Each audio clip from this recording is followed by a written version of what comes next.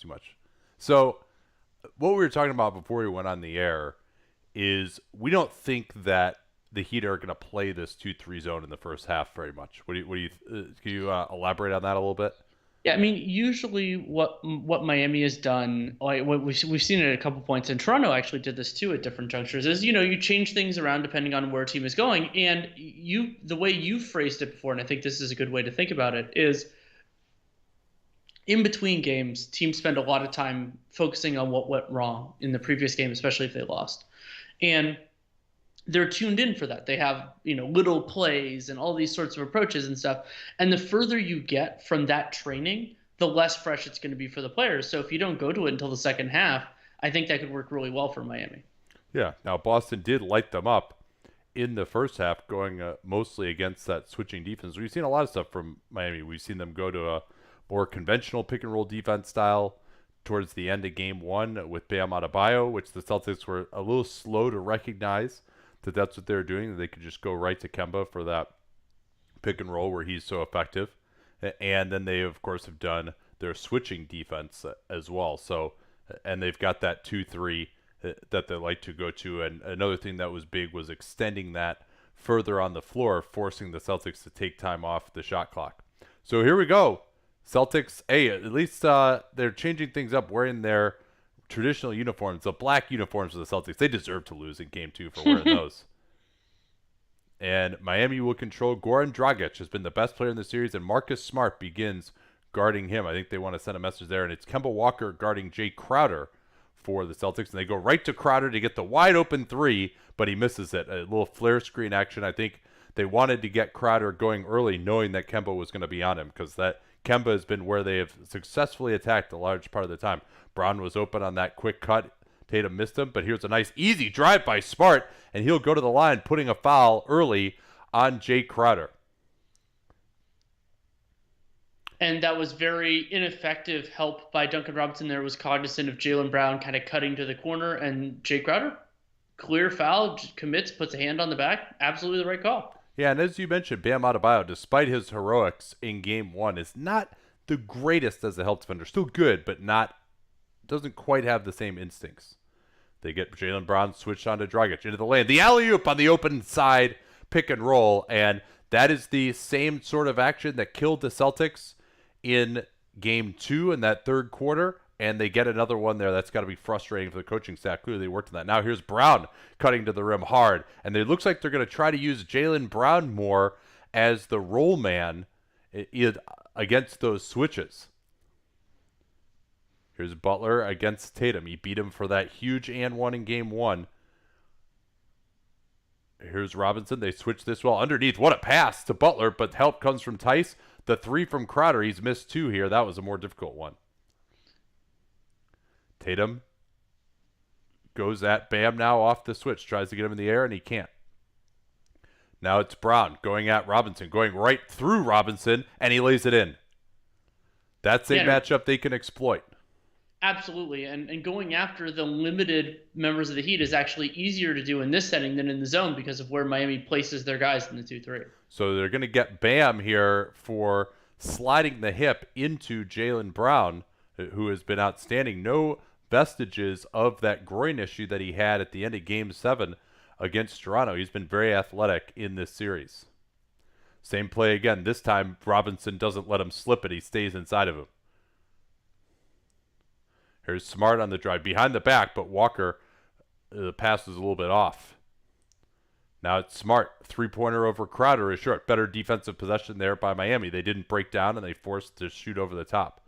Here's Butler swinging around. Dragic, three-pointer over Tice goes down. Man, Goran Dragic has just been spectacular in these playoffs. Yeah, and Miami's offense being better than anticipated to me has been the bigger key than their defense because we knew their defense was going to be good, but the offense makes them a real contender.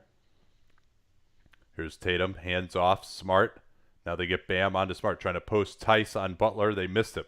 Instead, it's Tatum attacking, and he goes right through Robinson for the layup. So what they're doing here, they've run a lot of sets that have gotten Bam Adebayo switched out on the perimeter, and then they're able to attack the rim. Butler pick and roll here. No, they hand off to Bam. Screen away for Dragic. Bam looking to attack. Oh, and Tice read it well. Bam tried to fake that handoff and drive baseline, but Tice stayed right with him. And a nice job by Tice moving his feet and not using that left hand to commit fouls. That's really where Tice has had the problems early on in the series.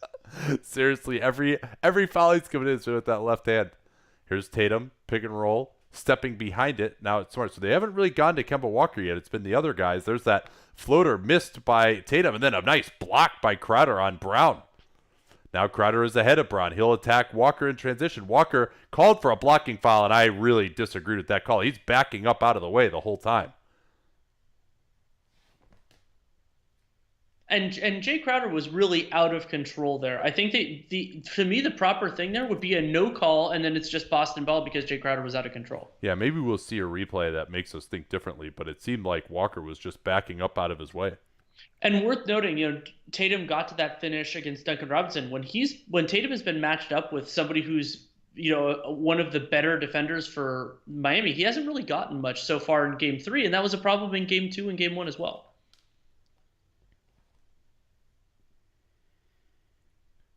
Crowder, an excellent free throw shooter. In fact, back in his Celtics days, he used to take the technical free throws for this team. Here's Tatum slipping the screen. Now they want to get that matchup of Brown again. Brown going into Dragic. And see, I thought Dragic there may have committed a foul, but instead Crowder ties him up. Yeah, I mean, how is that not a foul on Goran Dragic? And now there's some discussion. Yeah, this is a clear foul. Look at Dragic just grab him. With the left arm? Well, I thought his right arm got in there, but yeah. So now Brown doesn't have a lot of space to tip this one. See how narrow they've made it. And it's going to go to Smart, and he's going to get fouled now. So some touch fouls being called here early. Yeah, and depending on how my box score updated, I think that's 3 on Miami and only 1 on Boston so far. Let's see if they go with more of Kemba Walker. He'll just jab step into a 3, and he drains it. Walker, big storyline coming into the series was his poor three-point shooting. He got off the schneid in this series so far. It's really been more defensively where he's had some issues.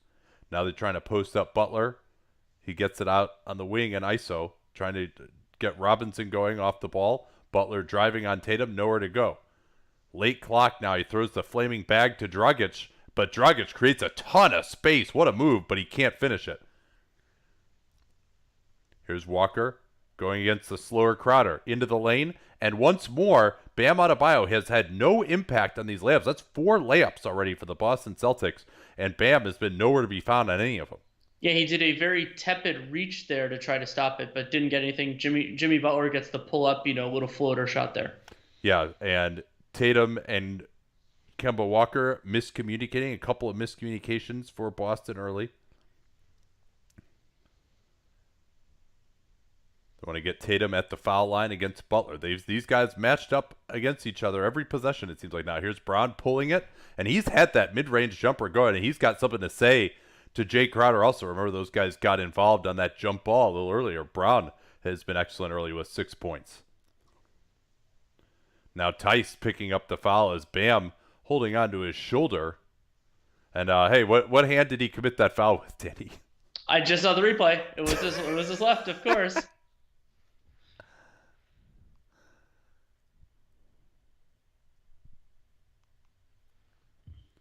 They get it into Dragic. Smart has done well on him so far. They want to involve Tice in pick and roll. Here's the oop. Brown coming over that time, and it just goes out of bounds. That's what they need there. And Jaylen Brown, despite guarding Duncan Robinson, one of the thoughts that Seth Partnow, among others, have had is that Brown is glued a little bit too much to Duncan Robinson, and that time he was able to come over and disrupt the alley-oop.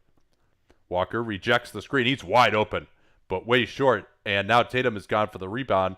They're behind the play. Loading well to Dragic, but he's got the size advantage here on Walker. Backing down, tries to draw it, cannot, but I think this is going to remain Miami ball. No, I think they're going to say Bam touched it last. So we are at the first stoppage, 16-9 in favor of the Boston Celtics, about 5 minutes in. Leading scorer in the game is Jaylen Brown with his 6, and we can get to some of your questions. Oh, somebody's saying it's time to fix the the clock. Oh, to fix you want to fix the score thing, Nate?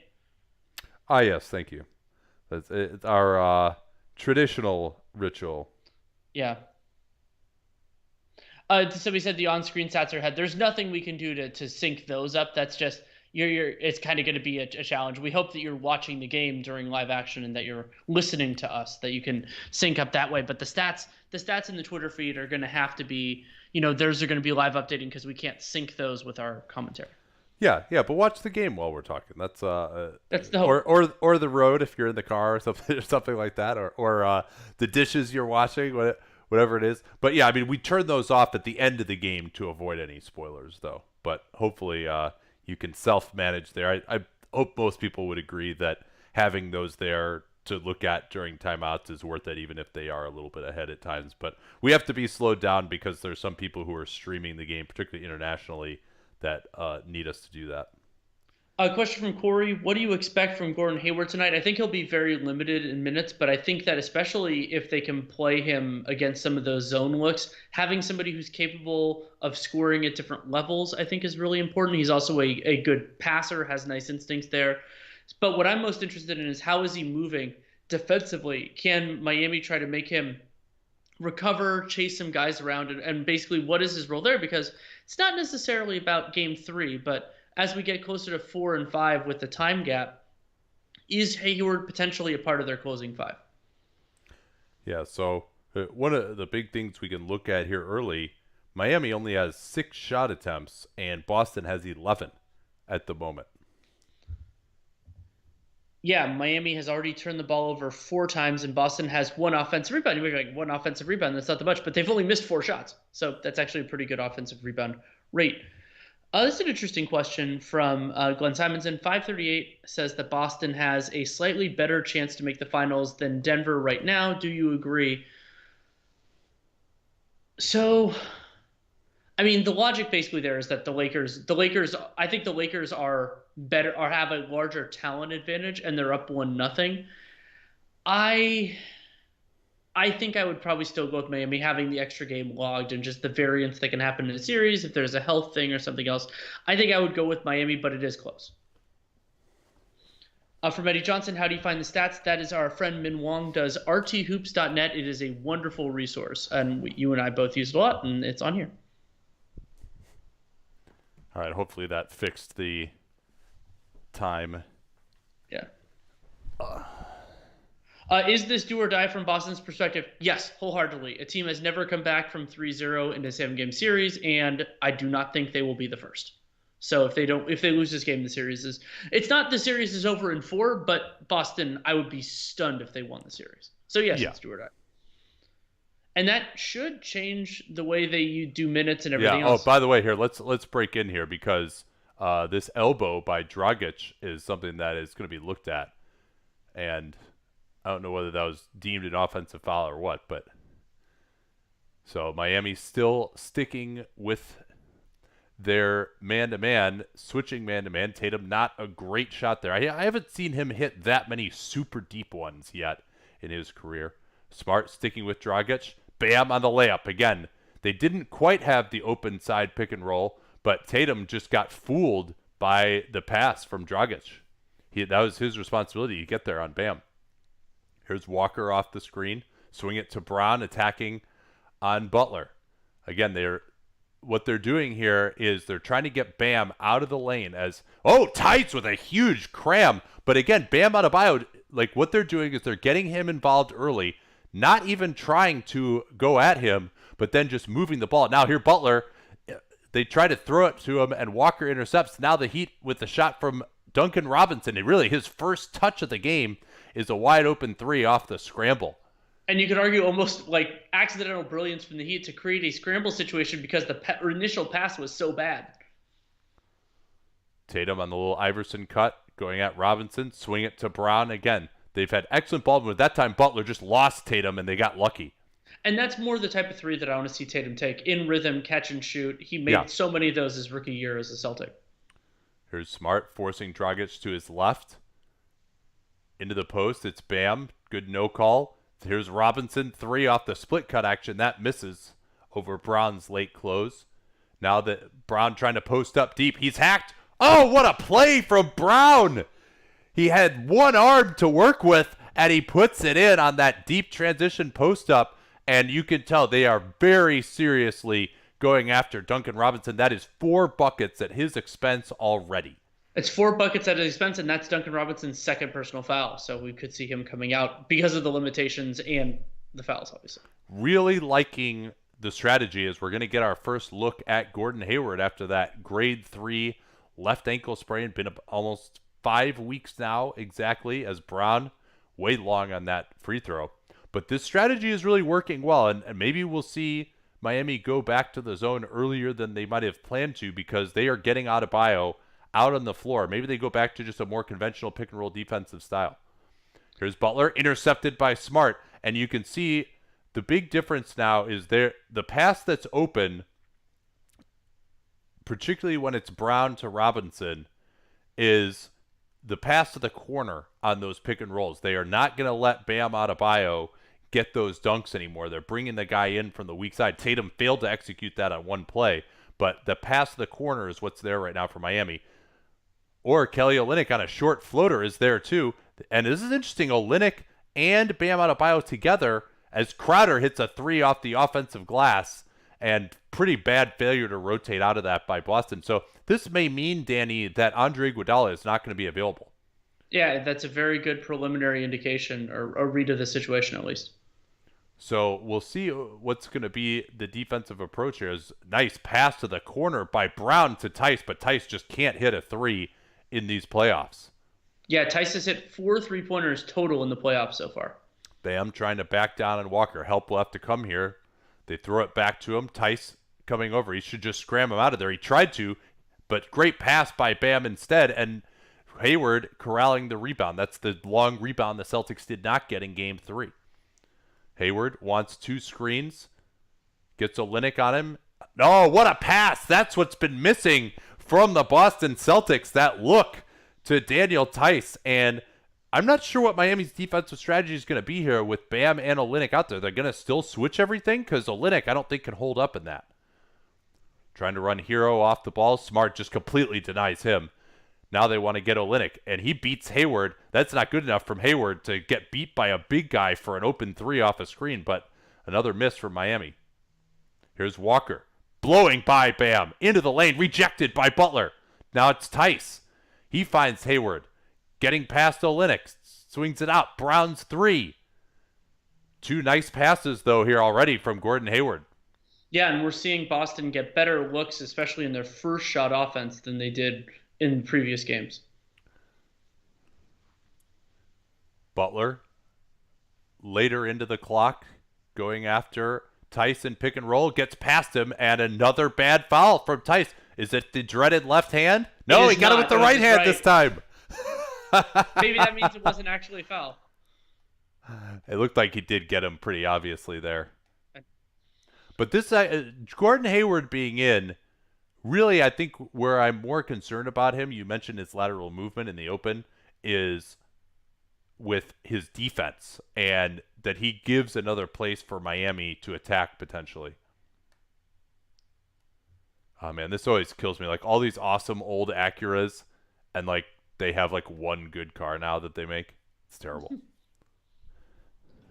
Who would be your favorite to win Finals MVP in a Heat Lakers series, AD or LeBron? LeBron. I mean, he would be. And it's true that Miami might load up for him, but they have guys to throw at AD as well. So, I mean, LeBron is really the straw that stirs the drink for them offensively. And, yeah, I would assume LeBron would be the heavy favorite. Yeah, I mean, I'd be very interested to see what Miami's strategy would be against the Lakers. Maybe I actually, the old zone could work pretty well with the lack of shooting that they have, and certainly, if Miami makes it to the finals, they better hope that Andre Iguodala is available to guard LeBron James. You got asked your favorite Acura of all time. Do you have a single favorite? Oh, let's see. I mean, the old Integra Type R or RSX Type R. Oh, the RSX Type R was a gorgeous car. And I like the original NSX, obviously. Those are the 3 that come to mind for me. I mean, the original Acura Legend was a great car too, but yeah, I mean, basically since like 2005, they haven't really had any. Even like the new, uh, I mean, I haven't driven it, but the reviews of the new NSX are really not that good either, considering the price. We get asked about a fake trade of Steven Adams for Gordon Hayward or Adams and Schroeder for Langford and Hayward. From Boston's perspective, for me, the concern with Adams is just that he's so much more limited. And it's not like it's not like you can do a lot of different things with him as the center. And also, I think you could get a 75% version of Adams, probably with the mid-level exception for them, and you can't get a discount Gordon Hayward. That guy doesn't exist. So from their perspective, and then Yeah. from Also, Daniel Tice is better than Steven Adams. I would agree. Um, why was supposed thinking and not going to the zone immediately? I think we talked about this in the open. Maybe some of you weren't on yet. Of that, basically, like they probably worked a ton against the zone, and so you want to save it for the second half, so that it's kind of not fresh in everyone's mind right away when they're coming in trying to remember everything that they worked on. And so if you wait until the second half when they've already got the first half under their belt, it makes their kind of muscle memory on everything they worked on a little bit worse. We got the question from AJ Freeman. Why does Hero typically close over Robinson, playmaking, defense, or something else? I think it's both of those. I think Hero is more capable with the ball in his hands, makes good decisions with the ball, and even though there are times where it might not make sense for Spo to trust him as much, Spo absolutely trusts Hero more to make decent decisions. And Robinson is taller, but doesn't he can sometimes be passive on defense or foul happy, which are both problems. Yeah, and they need someone. The thing that they're really missing as a team is someone to guard quick players. And granted, when they're switching a lot or it's in zone, less of an issue. But Hero is much better defender on point guards in particular than Robinson is.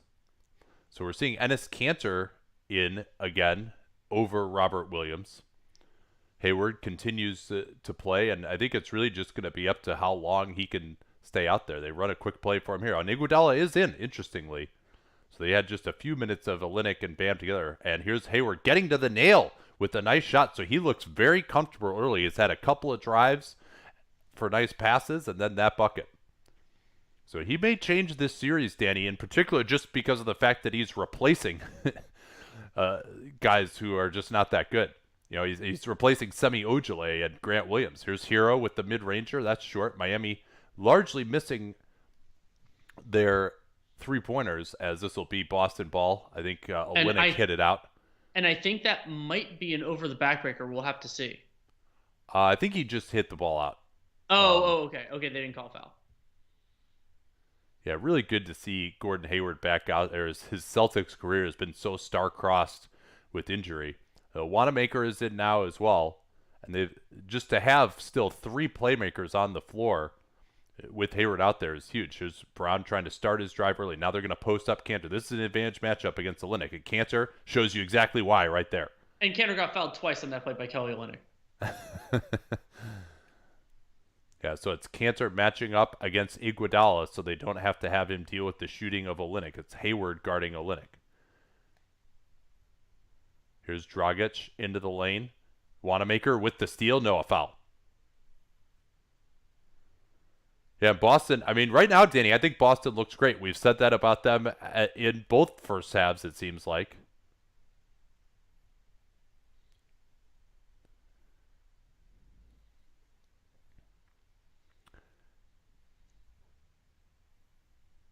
See what the Heat run on this sideline out of bounds. Derek Jones Jr. is in. Both he and Iguodala. Not a lot of shooting here. Good pick and roll defense there from Kanter. Now it's Olynyk going into Kanter. Tough fader. Jones over the back of Tatum, but Boston able to control it. They get it to Hayward again. He's looked good so far. He's into the lane. Goes for the short runner. Way off, but Kanter right there rejected by Olynyk, and Iguodala takes it away from Kanter. Now it's Dragic along the baseline. Yeah, you see Iguodala is not the same threat as Bam. He could have thrown the alley-oop if that was Bam, but Hero with great hustle to intercept.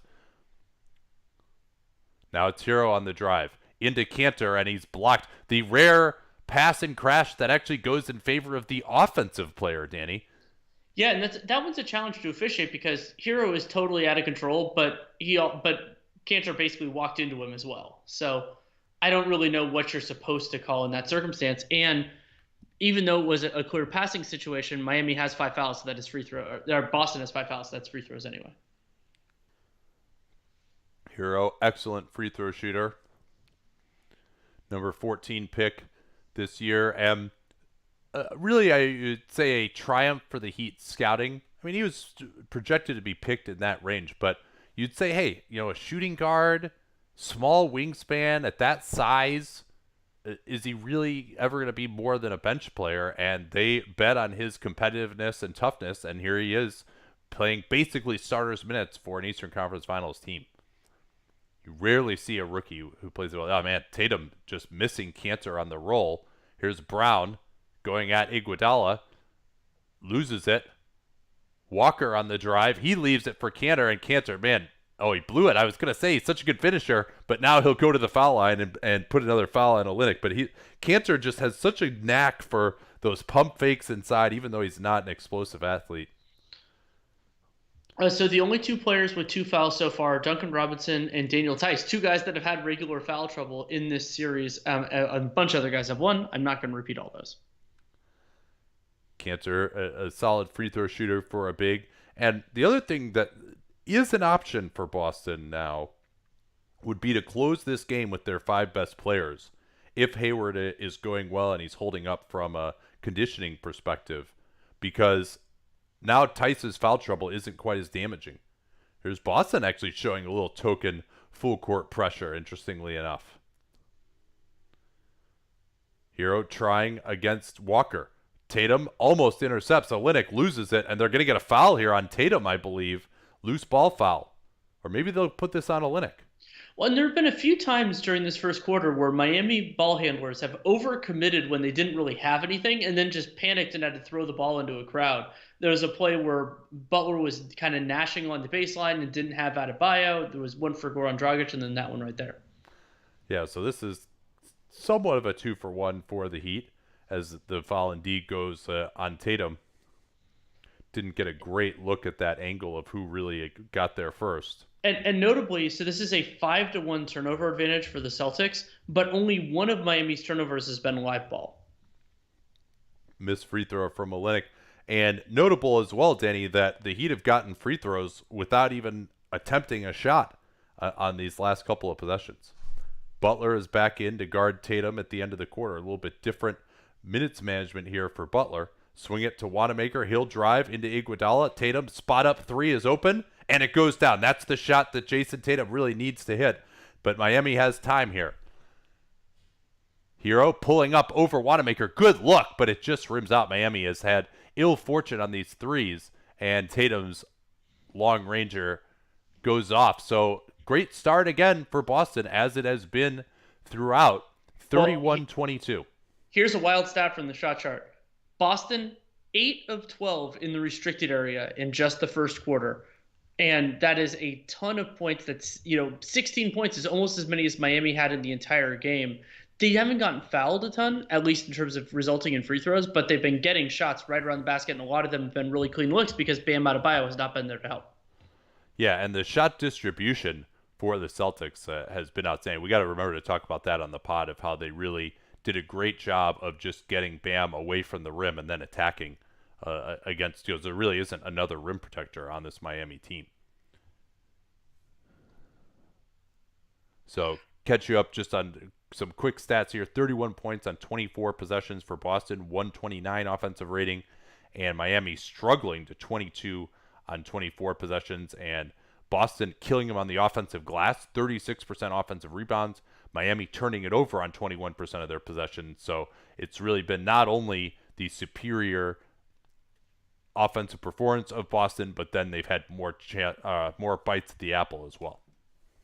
Somebody asked how much of this is for Boston is shooting luck, and the answer is their shooting luck hasn't been better than Miami's. Miami has a better proportion from three, and then neither one of them has taken them many mid-rangers so far. And when you factor in the turnover margin and the offensive rebounds, the possession game is heavily in Boston's favor as well. So basically none.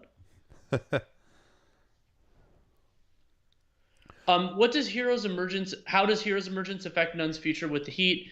It shifts it more in the idea of like if Nunn gets a rich offer sheet in the summer of 2021, because there isn't as much of a point of Kendrick Nunn with this team. But the big question is kind of, I don't think it's as much Heroes Emergence as much as it is what happens with Goran Dragic, because to me Nunn's best role on this team eventually is as in like kind of a guard off the bench. And so if Dragic, kind of settles into that role eventually and Hero moves up, then I don't think there's as much of a place for Nunn. And it was important. He served a valuable role when Butler was out at the beginning of the year, and that lingered with people. But I think in the best versions of the Miami Heat, Kendrick Nunn just isn't that big a part. Yeah, but certainly to just have him as kind of a backup point guard. I mean, he started all year, and if they do bring Dragic back, I'm sure they would seriously consider again bringing Dragic off the bench most of the year and then starting him in the playoffs. And frankly, Nunn first having COVID-19, which you don't wish on anyone, but just in terms of the result on the team, him having COVID-19 and then having to leave the bubble for personal reasons and losing his starting job to Dragic is the absolute best thing that ever could have happened to the Heat. And I don't know if it was their plan to start Dragic in the playoffs, but clearly him reemerging into an all-NBA caliber of player to be that second star alongside Butler offensively has been a huge key to this Heat team playing above expectations. And that's one of the things, too, where like everyone's like, oh, yeah, Miami, they were this monster. We knew they were going to be awesome. Like, oh, yeah, did you know that Goran Dragic was all of a sudden going to play like it was 5 years ago? Is Jay Crowder yelling himself into a bigger contract just very quickly? He's earning a bigger contract, especially with how bad he was on Memphis earlier. All right, I think this is the 2-3 here. They extend it out. Here's Hayward, wide open corner three, misses. Cantor keeping it alive, but it goes to Hero. Yeah, we'll see. We didn't get much there, but a good job by the Celtics attacking that quickly before everyone got back. Got Iguodala and Jones at the top of the zone. This is a very limited offensive group for Miami. They brought Butler back in very quickly, but now he's out again. And this is 5 seconds before they get into anything. Here's Dragic going to have to create the space on Walker. Good defense, and now Dragic is behind the play. They push it up. No, not enough aggression there from Walker. Swing it around. Hayward on the drive. Pull up over Jones. Jones, long arm, surprised Hayward that time. And that's one of the arguments in favor of Derek Jones eventually being a part of a good defense. He's part of one right now. Well, I mean, but where he actually plays more than a few minutes. Cantor with the defensive board after that was good contest by Hayward in a rim protection situation on Tyler Hero. Walker off the screen. They double team him. Underneath, it's Wanamaker trying to go in under Olynyk, and I think we're going to get Iguodala on a foul inside here on Cantor trying to box out.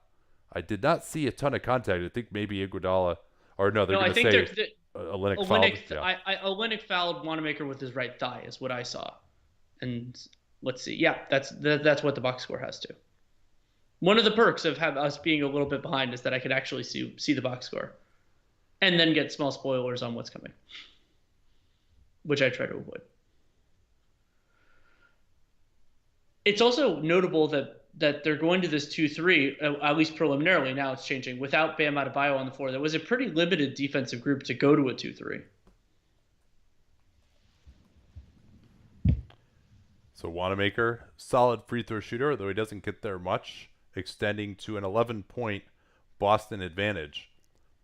And still, I mean, let's see if this group can get some good shots. Adebayo is back now for Olynyk, but with two non-shooters out there in Iguodala and Jones, they rarely play those guys together.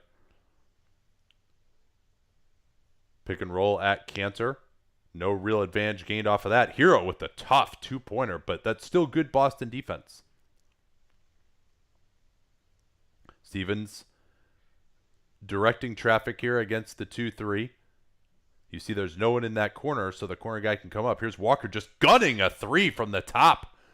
And looks like Jones and Iguodala had a little bit of a miscommunication there on who should go out to Walker, so he just shot it.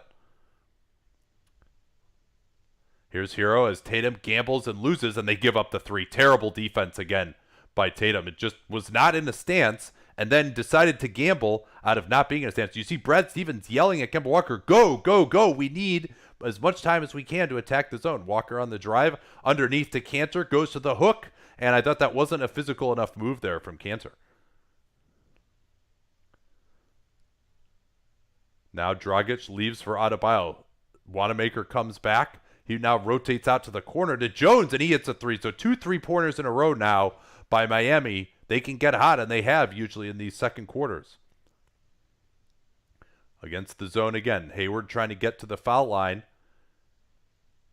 Wanamaker along the baseline, kicks it out. Iguodala gets a hand on it. And that's where this 2-3 is so difficult, Danny, is the incredible length and roaming ability of those two guys up top. I mean, they've really got 4 guys who are awesome at that role on this team, so they always have it. And when you try to throw that pass out to the top, those Sharks will get you. Yeah, and so now Boston's going to have only 7 seconds to get a shot. Here's Tatum working into the mid-range, and a kick ball by Adebayo will give new life to this Boston possession. Interesting that Wanamaker has really been almost in the dunker spot in a couple of these possessions. Yeah, and Smart ended up there a couple of times in game 2. Tice is going to replace Cantor. How long until he gets his third foul, you think? 4 minutes. They get it to Tatum on the wing. He'll try Hero into the lane. Nice floater. Good job. They're doing a better job, I think, Danny, of attacking from the baseline against those smaller guys. You saw Hayward get a nice drive there. That time it was Tatum. Now it's Dragic pulling up from the mid-range. He missed that. Pushing it is Walker. He's got Tatum on his right. Walker going right down into the lane and scores left hand. He wanted the foul, too. I thought he got hit in the head there by Jay Crowder. And Daniel Tice cleared space there in transition. Just didn't try to score. Just was a blocking sled. Speaking of clearing space, and again, Tatum just not ready, not in a stance on Tyler Hero, and that's how he's able to get open. The guy's hot. You got to guard him. Here's the looping pass underneath Tatum into the lane, stripped from behind. Again, that's Crowder out of the top of the 2-3. Hero, can he make it 3 in a row? Oh, baby, yes, he can. And so now, despite how well Boston has played early, this is only a 4-point lead for them with 8:10 to go. Start of the second quarter, 14-9 in favor of the Miami Heat. And, I mean, that was 4 straight three-pointers by the Heat. I mean, they just get on fire sometimes in these second quarters. 3 in a row by Hero. Hunted that one wide open off the steal. Jones hit that corner 3 as well. 2 difficult ones from Hero along the side. And really, Boston, it's got to be so demoralizing to have outplayed them for so long, and all of a sudden they're right back in the game with some threes.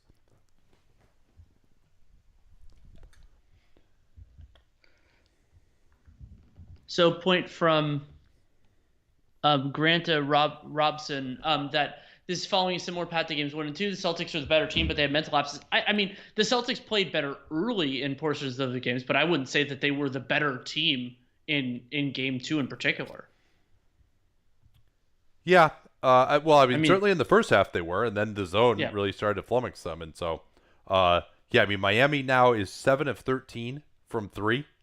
And I think they have made their last 4. Yeah, they were 3 of 9 in the first quarter. So they've made all 4 of their 3-pointers here in the second quarter, and that's what's gotten them back into it here. A question from Colin Weaver. Any sense for how many fast break threes were taken 10 years ago versus today? I know it's a lot more. I don't know if Seth or anybody else has done work on this, but I believe it's significantly higher. From Corey, did we do a scouting report on Hero? We did not. You and I had not watched any film on him. I was not super impressed. I didn't see a ton of Hero in Summer League. I thought he forced it a little bit too much, but some of those skills ended up have worked better, and then also his jump shot has looked a lot better than in the small sample I saw him in Vegas.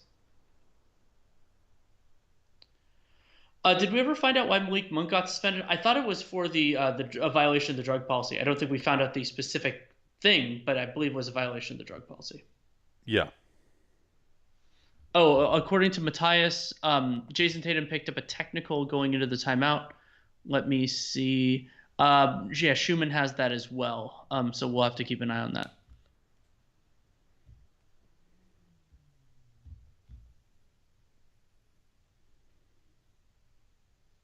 Let's see. People were asking, is the hat still available, Nate? I'm not sure that the Dunk We Down are merch. we are going to restart that hopefully in the next month or two here. I think we had a previous company we were working for, and they run out of inventory. But now that we're doing the subscription thing, that was taking up most of our time. But definitely something we will look for, and I hope that you guys will buy some.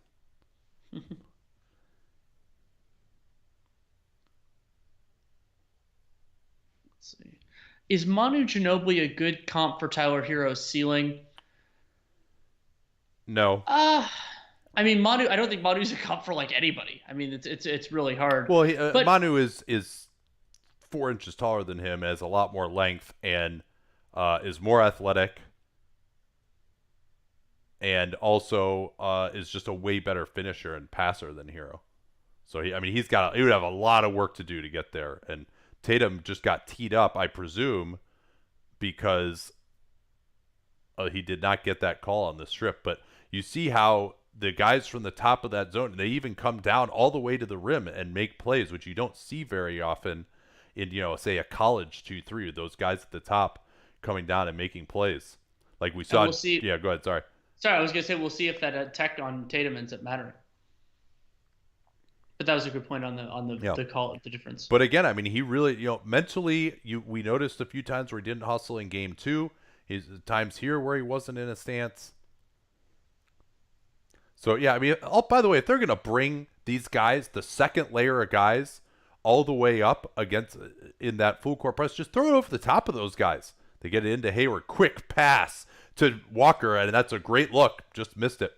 Can't complain about the process on that one. And Hayward, he's the guy I love to have in the middle of that zone to make quick decisions. Here's Dragic blowing past Smart, but Tatum gets a hand on it. It'll remain Miami ball with 14 to shoot.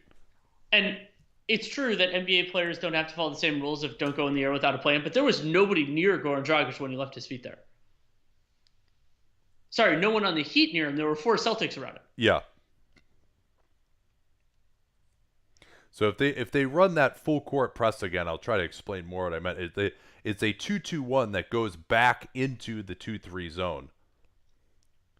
Here's Dragic on the drive again. Oh, he went right past Brown, but Brown stuffs him anyway. Now Tatum attacking Crowder. Right through him. Oh, the jam on the head of Hero. And that must be enjoyable for Jason Tatum to go right through Crowder that time. Screen away here for Dragic. He goes backdoor instead. They call out the switch nicely. Hero going to use the screen. Brown staying with him. Pass a little early for Adebayo.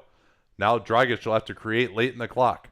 Switching Tice onto him. Dragic has to fight up a shot. No, he just throws it away. Boston in transition. Dragic not getting back after the turnover. They've got Brown with a wide open corner 3.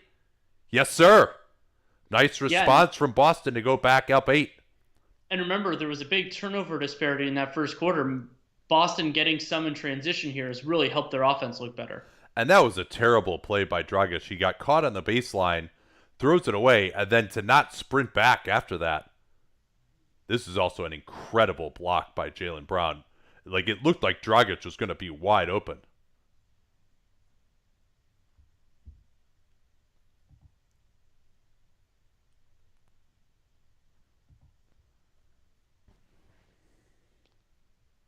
I'm trying to look up what this run was for the. Oh yeah. So since the technical was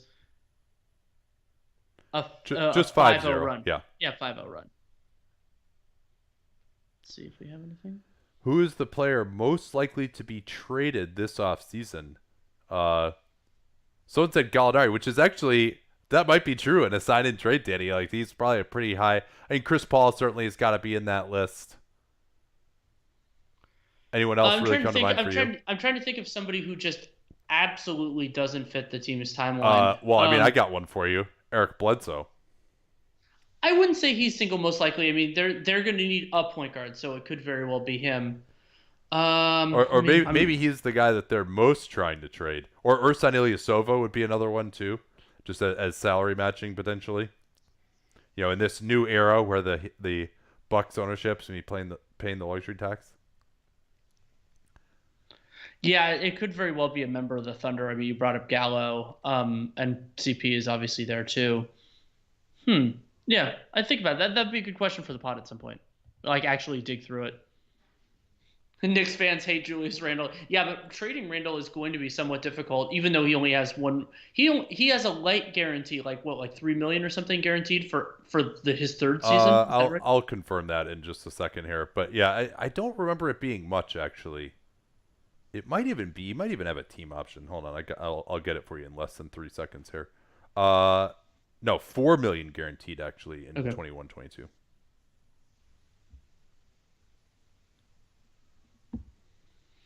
Gallo and CP3 for who on the Bucks? Well, a Gallinari trade for the Bucks is actually exceedingly difficult because that would hard cap them, and so that means you can't go over the apron for any reason. And sometimes ownership could use that as a cover, but matching salary there would be incredibly difficult, and you would have to be close on matching salary because you'd be hard capped at the apron.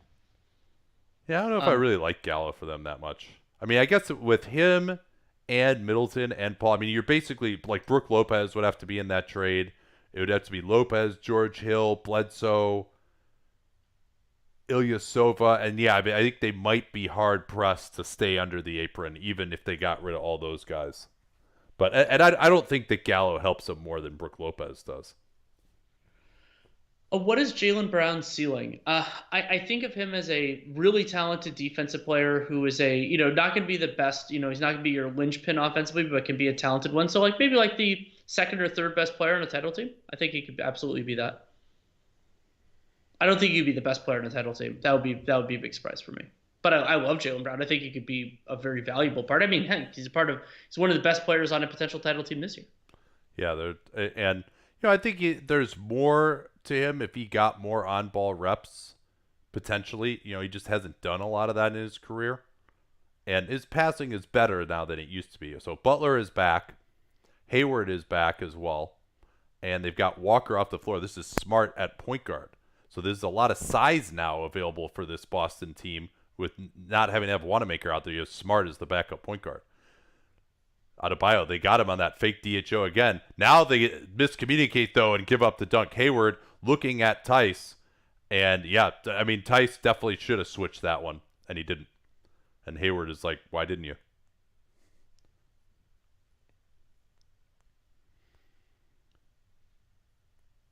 Now Hayward going to run pick and roll as they're back in the man-to-man with Robinson on the floor. That leaves Smart open for a three. And what are we going to get here? I think they called the push on Tice, and they did. And so I was slightly wrong. I said 4 minutes. I think it was three. Well, I sure as heck didn't see much there. Boston has done a nice job on those fake DHOs by Adebayo. So they're switching Hayward onto Butler. This will be interesting. Butler going right at him. And Hayward with the stop. And the interception now. Hayward looking to push it. Celtics didn't run the floor quite hard enough on that one, I thought. Now they get Adebayo out on the floor again. And now Tatum can go back to goal underneath. And he's fouled by Duncan Robinson. And once again, the strategy working really well. The early pick and roll at Bam Adebayo just simply for the purpose of switching him onto a perimeter player and having him not be involved on the interior defensively. And something I think they could shift to, not probably in game 3, but maybe in game 4 and beyond, is just doing an off-ball switch to get them back and dare the Celtics to make that really quick pass. And they have a lot of guys, especially Tatum, who don't necessarily see it right away. And Bam is fast as hell if he needs to get back.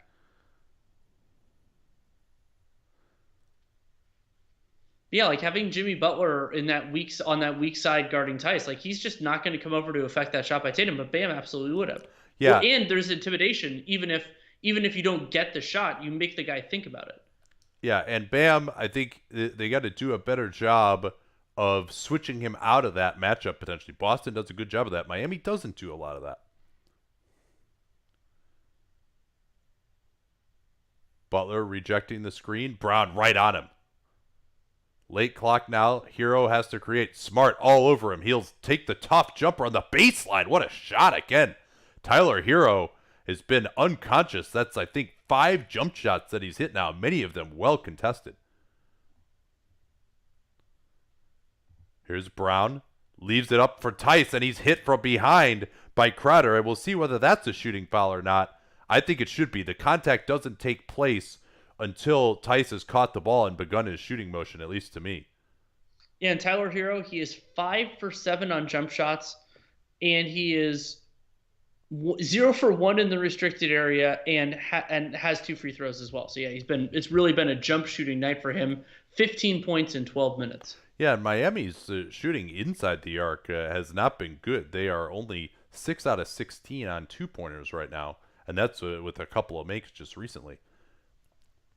Yeah, and part of that is Miami only has 5 shots in the restricted area, though they have gotten fouled a few times. Yeah, Boston's starting to make some hay at the foul line here now with an 8-point lead. And Hero, he's doing this against Jason Tatum and Marcus Smart, too. This is not bad defenders that he's cooking right now. Butler, as Hayward backs off him, they try to get the back door, and Tice was there to intercept with his foot, unfortunately, and it'll be a new shot clock for the Heat.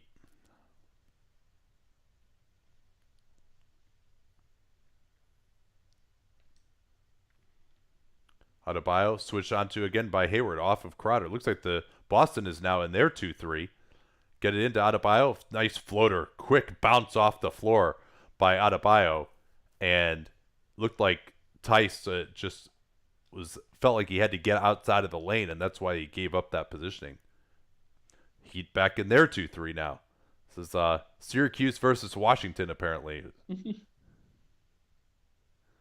Get it into the middle to Brown. Drive by Walker. Nice move. Tried to leave it for Tice. Intercepted, though, by Adebayo. We haven't seen much of Bam bringing the ball up here. Hero switched onto by Walker. He's going to try him now off the pick and roll. Swings it around. Butler.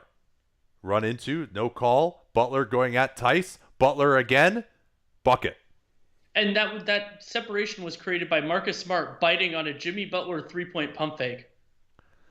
And Miami, I think that's the first time they've thrown that pass to the corner as Brown gets the drive because the gravity is taking away that roll to the basket now. And, man, they are not calling anything. I'm loving these flop-tastic guys not getting calls. Here's Brown at the foul line off the offensive rebound. And it got lost in the shuffle, but Tyler Hero actually had a really nice closeout on the opposite corner there that forced a pass out, but eventually Boston gets a good shot. Hero, that time Smart got through the screen. Hero takes another 3. Smart relaxed. He thought he had cut him off. And Tyler Hero single-handedly keeping the Heat in this one. Back to the 2-3 again. They want to get Smart in the middle. Back to Brown, attacking Hero on the baseline. Going at Adebayo, who swallows him whole. Still remains Boston ball. What a play by Bam. And part of the reason that 2-3 is working so much better than the man-to-man is that Adebayo is around the rim. He's got an interception on the last drive, and then he just completely swallows up Jaylen Brown here.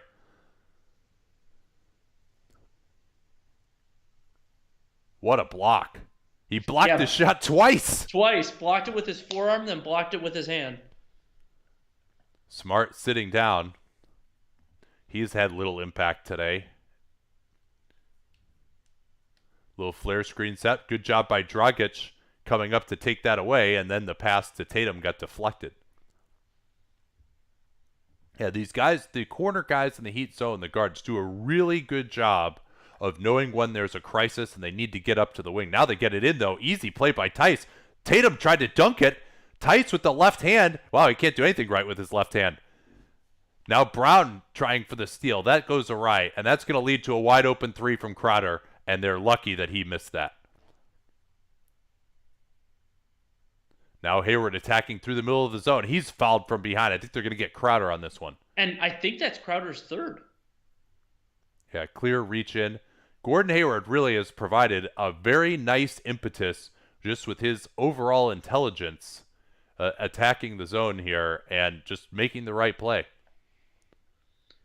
And that is Miami's 5th foul of the I believe that's their 5th foul of the quarter. But we wouldn't know that based on the graphics. So, huzzah. Yeah, let's see if we can catch the foul here by Crowder. Looks like he got him on that right wrist. Yeah, it looks like he got a lot of ball, but also got some wrist too. So, that's foul. Hayward gets the second free throw. And yeah, I mean, this has been a ridiculous shooting performance by Miami to keep them in this. Like, they should be down 15 right now with the more normal shooting. But they have some great shooters on their team. Here's Bam against Jaylen Brown. So they're going centerless here, Danny. And they throw it ahead here for Tatum. He'll go in for the easy two-handed flush. This is going to be fascinating to watch. It's Jaylen Brown guarding Bam Adebayo. Now, Brown, he really can guard everyone. And we'll see whether Bam tries to get into his back-to-the-basket game a little bit. Hero, switched onto? No. He'll shoot it.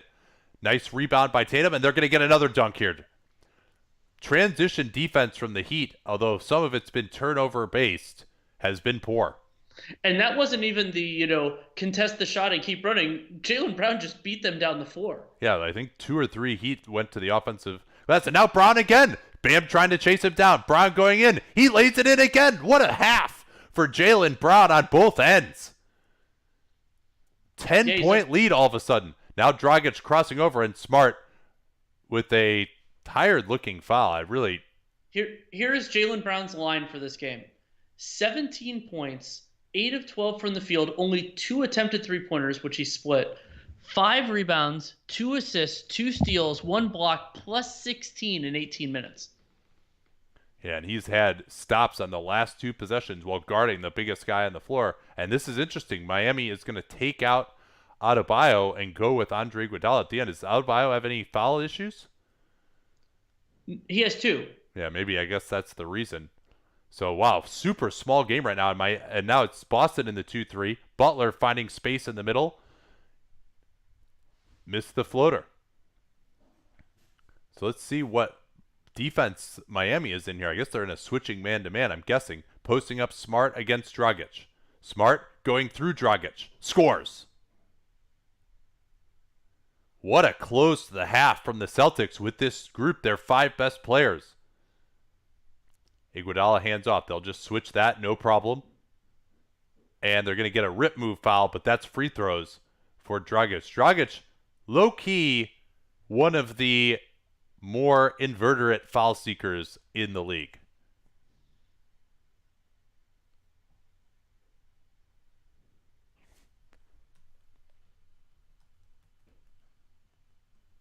I'm trying to figure out where, because I Sorry, had the it's inveterate foul seekers. I apologize. Because Boston hadn't committed that many fouls. I think they committed one like right before the last 2 minutes, and that's why it's free throws for Miami. Yeah, so the close of the half here, pretty similar first half to what took place in game number 2, where it was 60-47 at halftime. Boston a little bit too much time here left to get the 2-for-1, so they'll just run their normal offense. Going to try to get Tatum matched up on Hero. They'll just switch this. Tatum feeling it, gets help coming. They get an open look for Walker in the corner, and he hits it. 2-point shot for Walker, but they went to the flare screen. I like that because the Heat were helping at the elbows against the Tatum ISO, so set the flare screen to get Walker open. And Miami did not go quickly enough to get a 2-for-1 for themselves. Yeah, no, it doesn't appear that way. Dragic tries to get the cut. Good help came from Brown. Now they're going to have to get Iguodala against Brown. Cut off. Lost it. Great defense again from Jaylen Brown. Here's Jones Jr. has to gun it, and Boston will get the last shot of the half. They'll probably go right after Hero again, I would imagine here. That's what they're doing. Here's Tatum. Goes to that sidestep 3 to his right. That could have been a huge shot to push it to 15.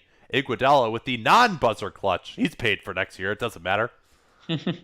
And we get a 12-point Boston lead. Fantastic half by them. And really, it was the shooting by the Heat, which was unbelievable. They missed 2 heaves, although one of them was in a half-court possession. But they are 8 of 16 from 3, and that has kept them in this game, as Boston has been awesome. They've already taken 20 shots at the rim and 30 shots in the paint in one half. And we are going to take a little break here. We'll be back just before the start of the second half.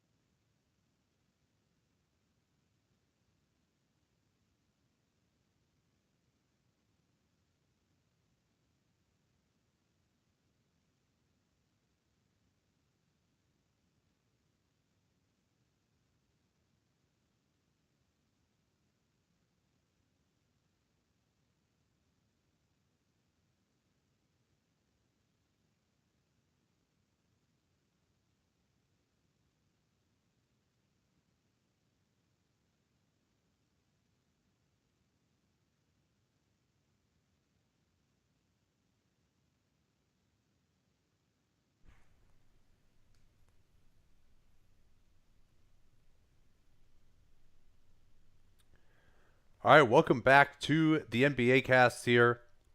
Celtics went on an 11-2 run with those five small players, their five best guys, at the end of the second quarter to push it from a 4-point lead to the current standing, which sits at 62-50 going into the second. And Danny, what do you think are some of the major questions here going into the second half? Well, I think one of the huge dynamics in the first was points in the paint. So Boston 13 of 20 just in the restricted area, 17 of 30 overall. So that's 30 shots in the paint. Miami only had 12. They made 5 of those 12. And part of it was early on. I thought Boston's process was great. They were getting Bam Adebayo out on the floor, and so that meant there was a lot less protection at the rim. And then later on, they were getting it in transition. They had a couple of big finishes from Tatum and Brown. And yeah, I think that the other key thing to watch is Gordon Hayward. I thought that Gordon Hayward, a better zone attacker than they've had, also a capable passer. So Boston has looked better. And when you think about it, so a lot of times in a series, in a game, it's like, okay, well, one team has a lead, but they had better shooting luck. I would argue that partially due to some insane shot making from Tyler Hero, Boston both has a 12-point lead and has had worse shooting luck than the Miami Heat by a significant margin.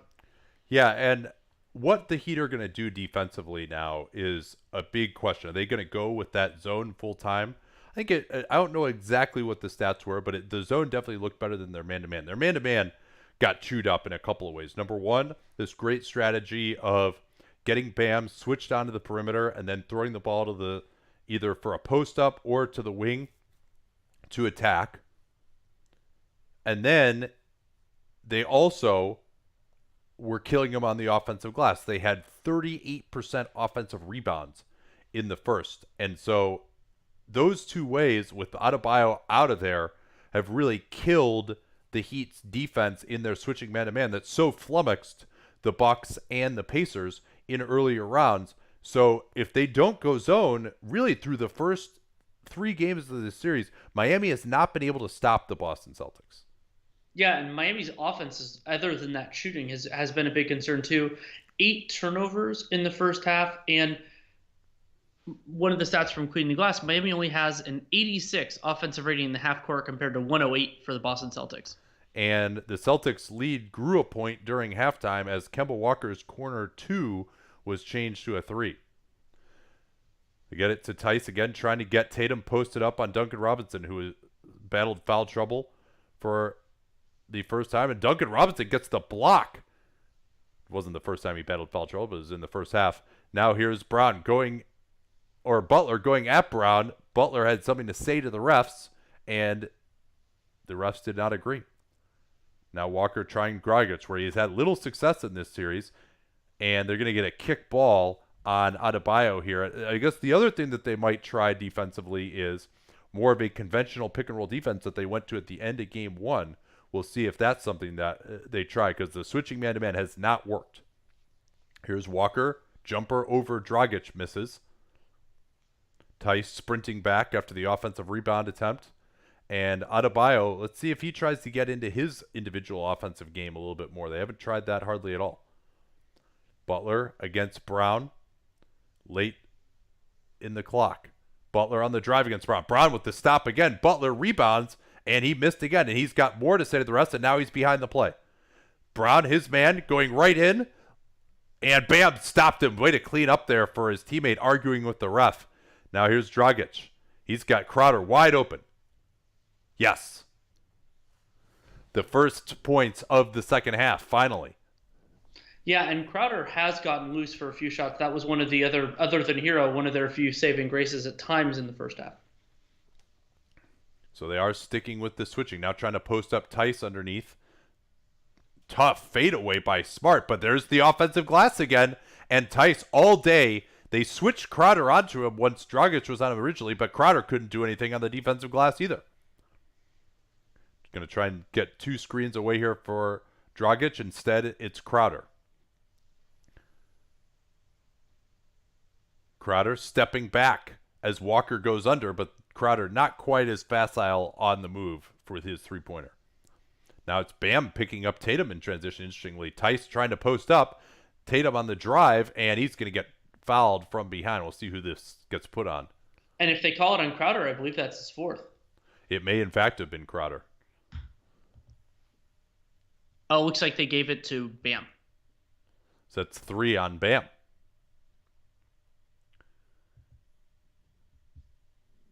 Heat back in the 2-3 on the sideline out of bounds. Brown on the drive.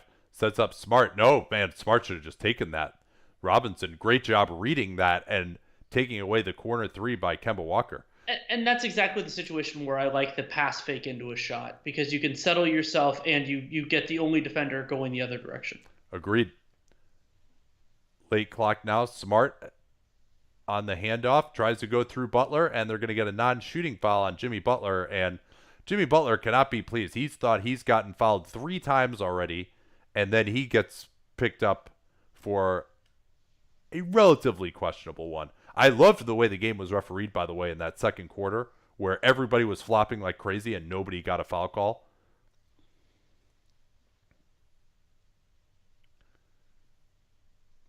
Back to the 2-3 again. Smart pops out. Oh, nice backdoor. Brown with the dunk. What a sweet play that was. And that one, Bam tried to get back, but it moved so quickly that he couldn't get back to help. Yeah, what a play. That was. I don't know if that was a set play or not. Now Bam trying to dunk on Tice, and Tice will get called for the foul. Let's see what happened here. I think Tice turns his body into him. Yep, that's where the foul takes place. You got to have your chest facing him when you try for that verticality. And that is Daniel Tice's 4th foul. So do we see Boston go? I don't think they're going to go to their 5 best guys this early, but it does change the way Brad Stevens thinks about it later on in the third quarter and obviously in the fourth.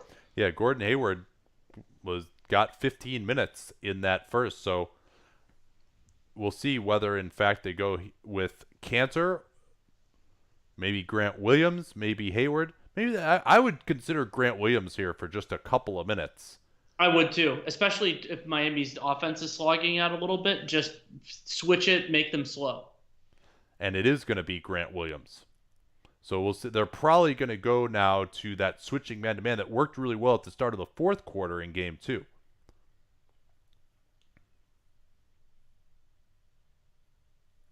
Bam gets a couple of free throws. This game unfolding pretty similarly to what took place in Game 3 between Boston and Miami. Down 2-0. Or, I'm sorry, between Miami and Milwaukee. Down 2-0. Bucks had a nice lead and then gave it up. We'll see if that happens again. Here's Brown attacking. Sets up the three-pointer from Grant Williams. Ice cold off the bench, and he nails it to put Boston up 15. And great pass velocity there from Jaylen Brown. Got Grant Williams open enough that the contest from Dragic wasn't there in time. Dragic way short on his three-pointer. Oh, and the Celtics almost fumble it, and they do fumble it. It's going to be Miami ball. Yeah, and I think, did Kemba jump for that rebound even though the ball was at his feet? But it was something weird about that. But then Dragic kind of got in the works, but it wasn't a foul. Beautiful pass there by Jaylen Brown. Yeah, and they've done a great job of getting Hayward, Brown into the middle of the zone.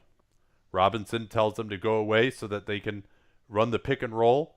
Here's Dragic, closed down beautifully by Smart. Still plenty of time here, though, for Miami. It was a fresh 24. Trying to post up Crowder on Walker. Now he pops out.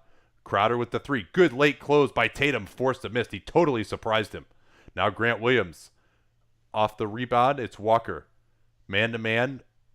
And Walker blowing by Dragic. And then Butler with another foul to really send the message. Dragic took the intentional foul.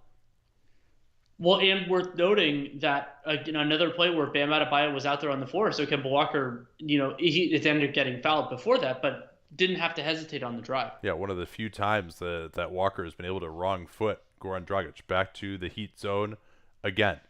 Underneath, it's Williams. He's going to try and go through Adebayo with the hook, and it was a screen here set by Jaylen Brown that opened up Williams on the baseline. Now it's Butler going through Walker, blocking foul. And it misses. Man, how many times have we seen that confrontation of Walker trying to draw a charge on Jimmy Butler? Also, Danny, I mean, Grant Williams, the time when he's been in, he's shown just a real good understanding of where to be in the zone, where to set screens. He's a really smart player. Also, he just He's the closest guy to being in college where you had to play against the zone a lot more. Well, and he's active in ways that are useful for the Celtics because he's trying to help, and so he tries to help set screens on on like the outside and everything else. So it's interesting to see the way he approaches this offensively compared to Daniel Tice. Butler misses the second free throw. They're staying in that 2-3 zone now, but Boston just attacking it. Throw it out there. And why doesn't Tatum take that open three? He goes into a really difficult shot and makes it to his credit. But, I mean, he's a great three-point shooter. He could just make that three. And worth noting, Miami, I think they only have 6 points in this quarter so far. Here's Adebayo. Uh-oh. Right down the lane. A blue past Grant Williams. Just a beautiful footwork move there by Adebayo to get Williams basically falling backwards. Back to man-to-man. Walker swings it. Brown on the quick attack. Right through Adebayo. And, I mean, Jaylen Brown's quick decision-making and the fact that they've gotten him the ball so he can attack it right off the dribble. The Boston process has just been so much better. And I think we're going to get a timeout here by Eric Spoelstra with Boston now leading by 18. Let's get to some questions. Let's do a little ad for ourselves first. If you like this show and you haven't subscribed yet to Dunked on Prime, the link is right there. Give us a shot. There's never going to be a better time to do it during the playoffs and then going into the draft and free agency. We've got monthly memberships available, so give it a shot. I think you'll like it even better than the regular podcast if for some reason you didn't listen to that. And we've got a bunch of other cool things like our private Discord for total access members. We've got both the podcast tier and then the total access tier, which is a little bit more. I'm going to be doing a live chat on there on Tuesday. And what else what are some of the other benefits of Dunked on Prime Total Access, Danny? The cap sheets?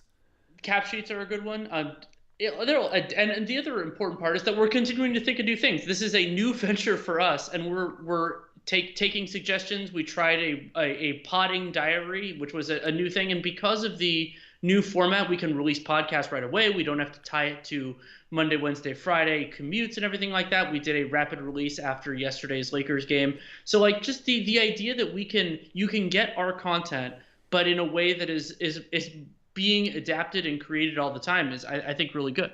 Yeah, just things like all of our awards picks or the results of the mock-off season in written format if you want to refer back to it. And the cap sheets that we're updating those in real time during transaction periods as well. So if your team signs a player and you want to see what that means for their cap sheet going forward, will you be posting those within an hour or two of the transactions during either the trade deadline or free agency. But sorry, we're going to make you listen to one ad here on this free show. It's for us. Hopefully that's still a decent value proposition for you, but let's hit some questions here. This is an interesting one. They're hoping that BLK is hoping that we can settle a debate. Would a fully healthy Warriors-Raptors series last year have been close? I think the Raptors would have won a couple of games, but I think the Warriors would have been if we're talking 100% the whole series, then I think the Warriors would have been meaningful favorites. As great as Toronto's defense was, that Warriors team was ridiculously talented.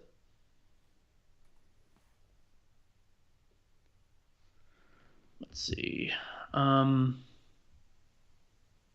Marcus Smart needs to yell at Jaylen Brown more often. I mean, I think it's just that the Celtics needed to deploy Jaylen Brown more often. He was so marginalized, especially in Game 2 against that 2-3 zone. It was something you and I kept on talking about. And then late in Game 2, he actually got a couple of touches. He can do a lot in this offense. And he doesn't have to be the guy every time, but he's been great. Yeah, so with Miami down 18, a win here would actually be the Heat's biggest playoff comeback ever, according to Ira Winderman, their beat writer. From Kevin Pelton, it is not true that Grant Williams has made more threes during the playoffs than regular season. It's 10-14, but it was plausible enough that he looked it up. I mean, the percentages must be interesting. I might look that up at some point, probably for the pod if I think of it.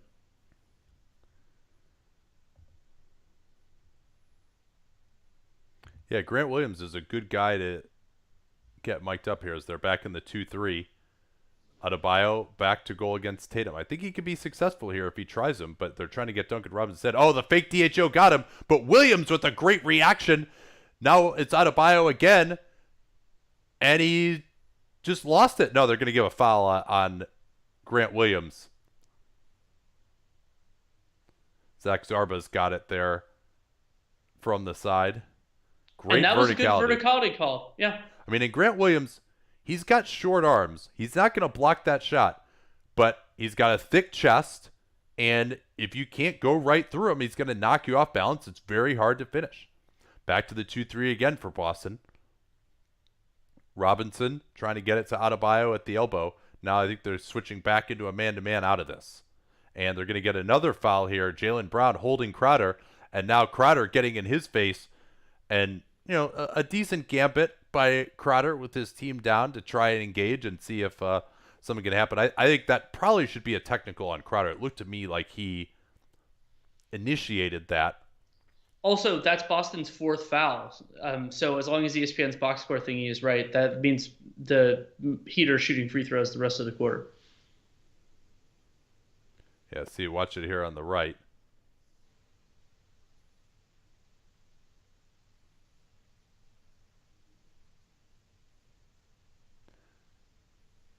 Double team in the corner on Hero. Here's Adebayo going with the short floater where he's really has had the range on those short mid-rangers in the playoffs.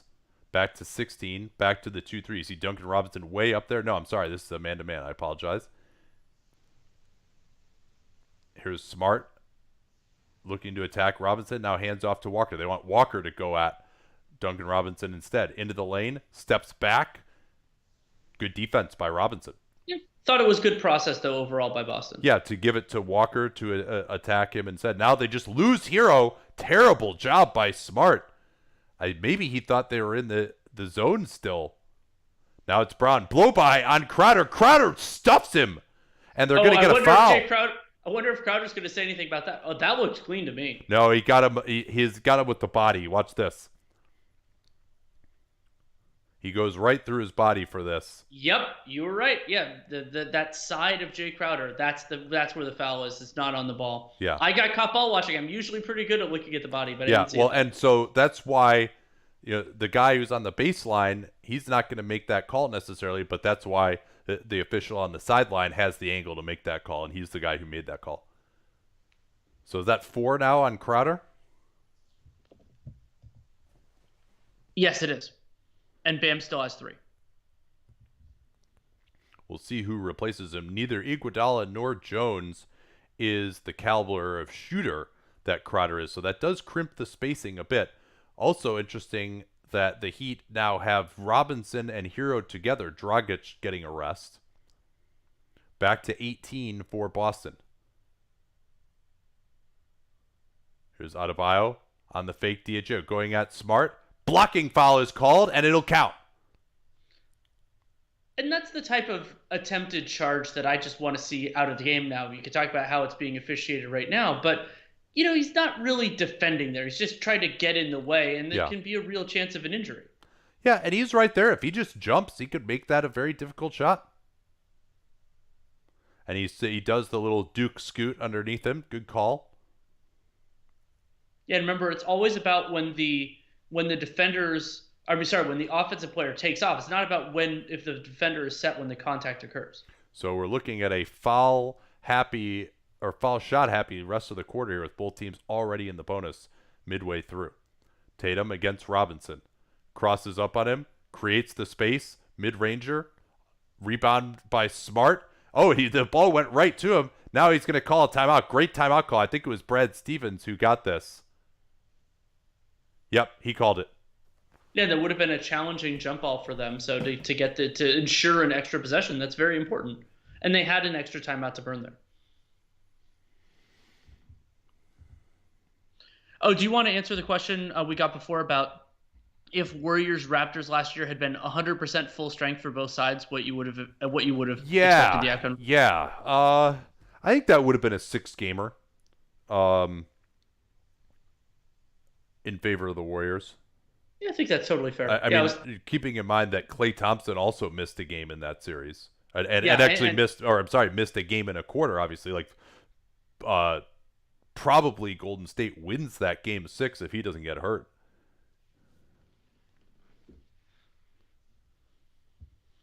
Jared Goldman made a joke about who the Clippers are going to pick the next time they pick, but it's actually much sooner than that because the thing to remember about Was the joke Bronny James? no, it was 2027. No, it was like what fifth grader are they scouting so they Yeah, can pick in yeah, 2027. yeah. I guess Bronny James would be too early, right?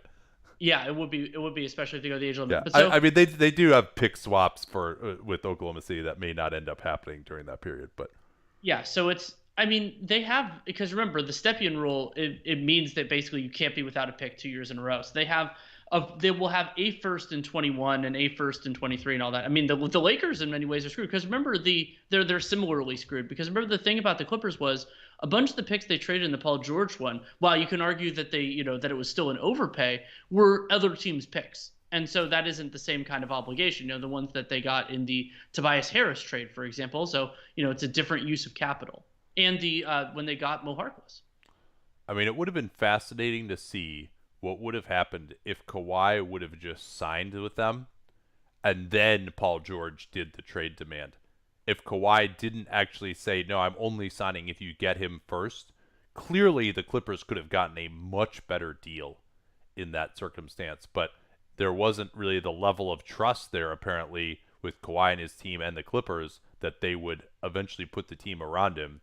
And so they had to acquire Paul George first, and they basically had to trade everything that they possibly could because Kawhi was awaiting that trade to make his decision. Is Duncan Robinson that bad of a defender? He's not great. I think that, but the important part is that he's an easy place to attack because Miami doesn't play many bad defenders in the rotation. And Duncan Robinson is an important offensive player. And remember that I use Haka as an example here. A big part of the reason you go to Haka is not because you think it's going to hurt the other team's offense. It's to get that guy off the floor.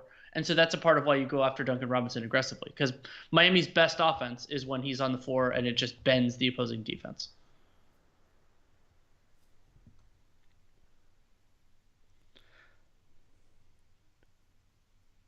Yeah, really, this has been fascinating now with Bam starting to get going a little bit here. I think that's got to continue, but the Heat largely are not getting amazing shots outside of Bam, and I think Crowder's foul trouble is a big concern. And you see that when they're going to go with Jones, they really have not been able to get as much offensively when he's been in the game. But I think they do get better defensively. Back again to what appears to be the 2-3 as Hayward is in. Smart. Missed Jaylen Brown open in the corner. Now he's got to drive it. Acrobatic lefty finish as it looked like Grant Williams kind of cleared out. No, it was Adebayo thought he was going to pass off and never challenged it. Back to 18. Trying to run some floppy action here for Duncan Robinson. Braun gets through it beautifully. Jones Jr. was trying to post up. That's not really much of an option. Here's Hero again over Smart. And Smart's just letting him shoot these. Like, you got to make him go to the rim. He's just letting him shoot over him. It's really odd. Smart, usually a great defender. Here's Brown right down the lane. Right into Jones. Fouled. Again, Jaylen Brown with these quick driving moves has just been outstanding. And they've really done a great job at getting him the ball on the move on those sets. And I want to, during these free throws, I want to make a big picture point that Miami has a 100 even offensive rating, but Tyler Hero's ridiculous shooting is helping prop that up. Like, I think that there's a bigger story here about Miami's offensive struggles in this game. Yeah, you make a great point. Duncan Robinson is 1 out of 2. He was 6 of 12 from 3 in game 2, and he's been attacked pretty badly defensively. Dragic has been utterly silent. 6 points, 1 of 6, -21, and 4 turnovers. Oh, looks like Williams just went down. No call was made. See if we can catch what happened on this. Jones Jr. misses the 3. Yeah, I didn't catch what happened. I guess he got a little elbow from Adebayo. Now Brown trying to post up. Passes a little bit short. Now it's Smart backing down on Duncan Robinson, and that's going to be a charge on Smart. Don't Yeah, think you there's a can't. huge advantage there for Smart with Robinson having 5 inches on him. Oh, here we go. Oof. Yeah, that was completely inadvertent headbutt from Adebayo, but the Heat couldn't score on that possession with Williams just down.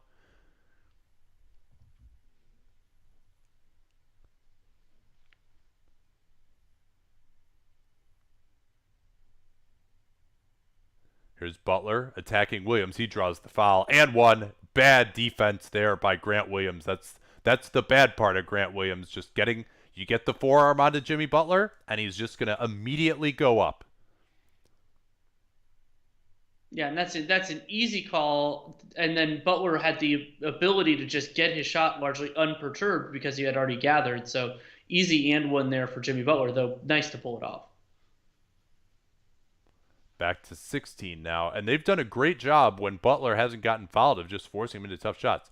Jones gambled and lost. Here's Walker. Nice job by Kendrick Nunn getting back. Here's Walker on the drive, baseline, and he's run into by Nunn from behind. He'll get 2 free throws here.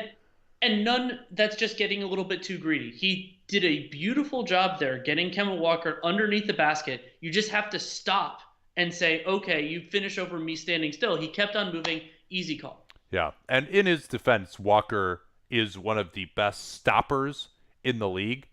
And I think Nunn, you got to stay with him to some degree because he might just come out the other side, and you got to stay with him. But Walker really fooled him on that.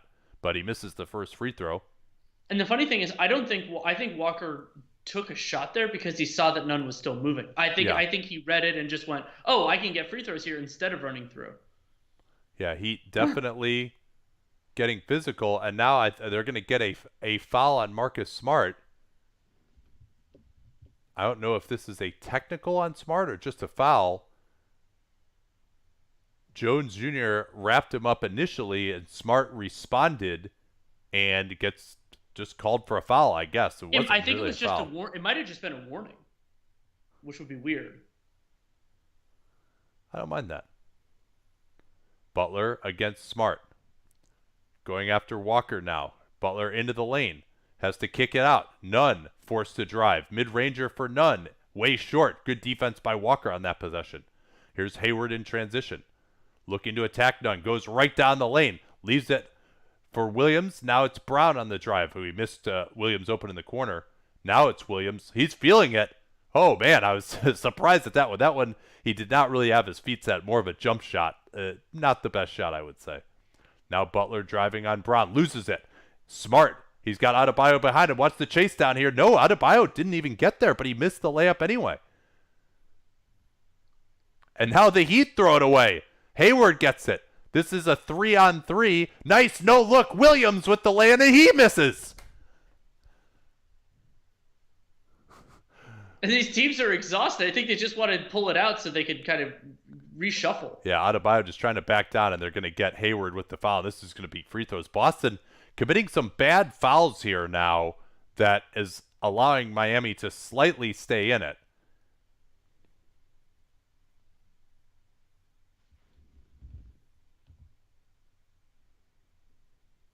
Yeah, 3 missed layups by Boston of late, as they've had their chances. Much of it's funny. A lot of times with Boston, it seems like they're not playing that well, and they stay in it until the end and end up winning it. The Heat are the ones that seem like they're not playing that well, but they kind of just hang around in these games and have had great clutch performances to win at the end.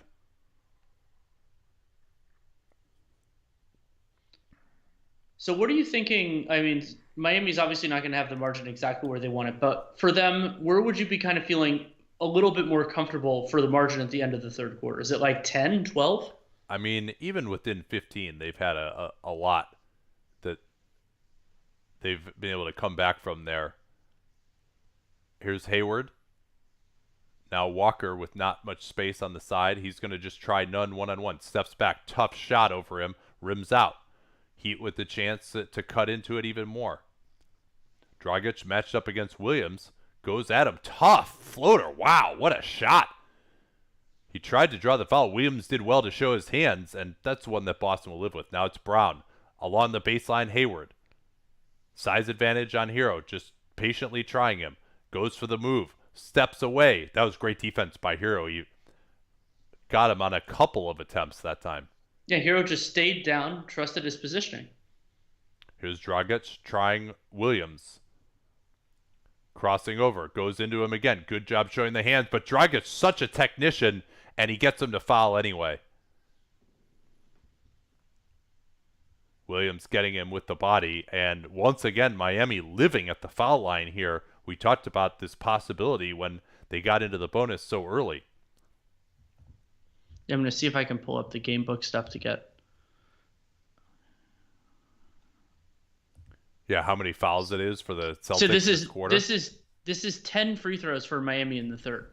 So not quite a Lakers-esque total, but still important considering their other offensive struggles. Yeah, they didn't shoot 25 free throws yet in this quarter. Not quite.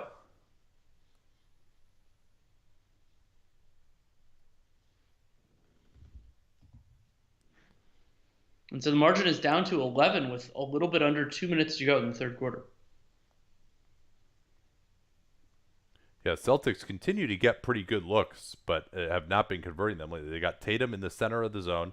Now it's Brown right down the lane. He gets stripped, and it goes off his knee. Jones Jr. with a great strip.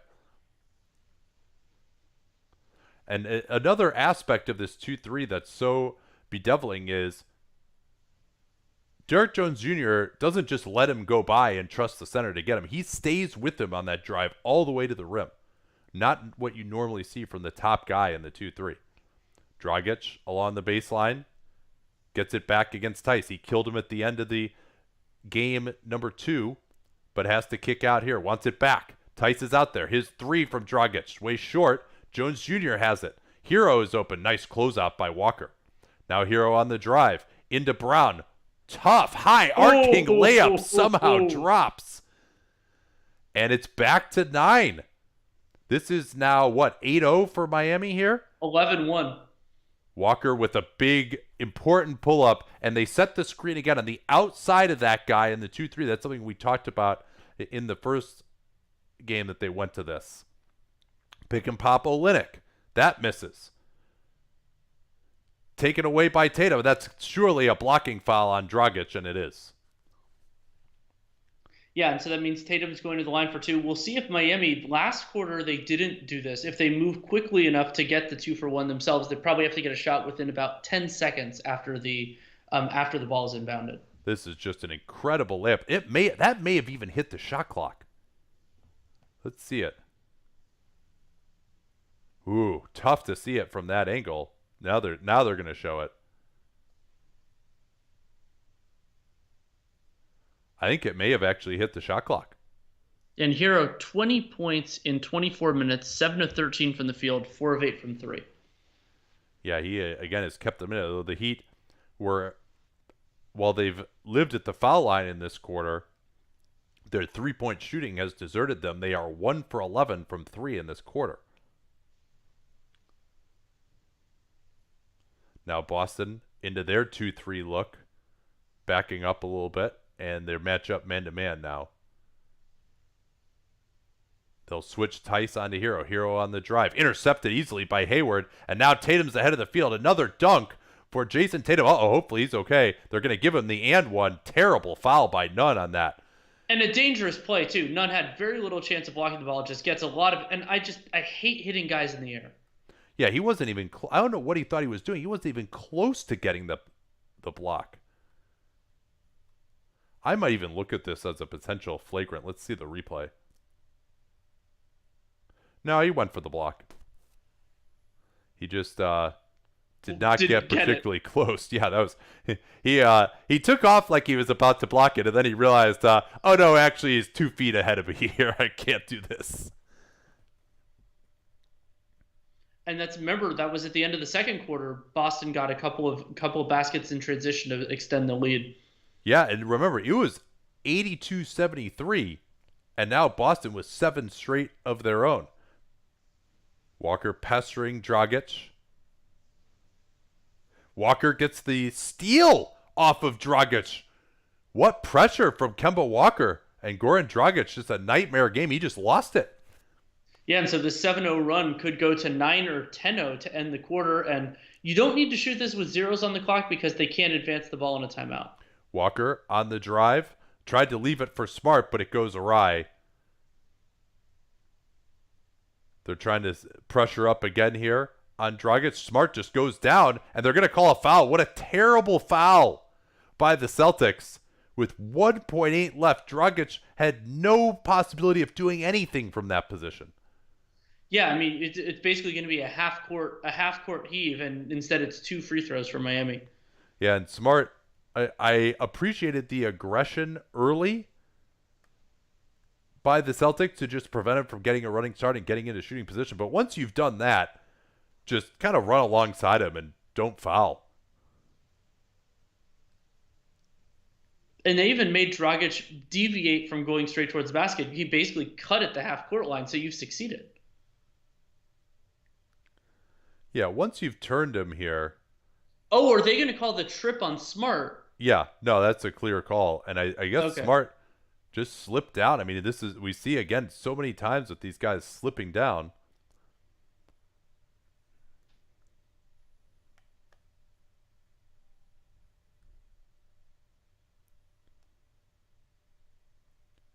But Goran Dragic will get a chance to make a couple more free throws here, but misses the first.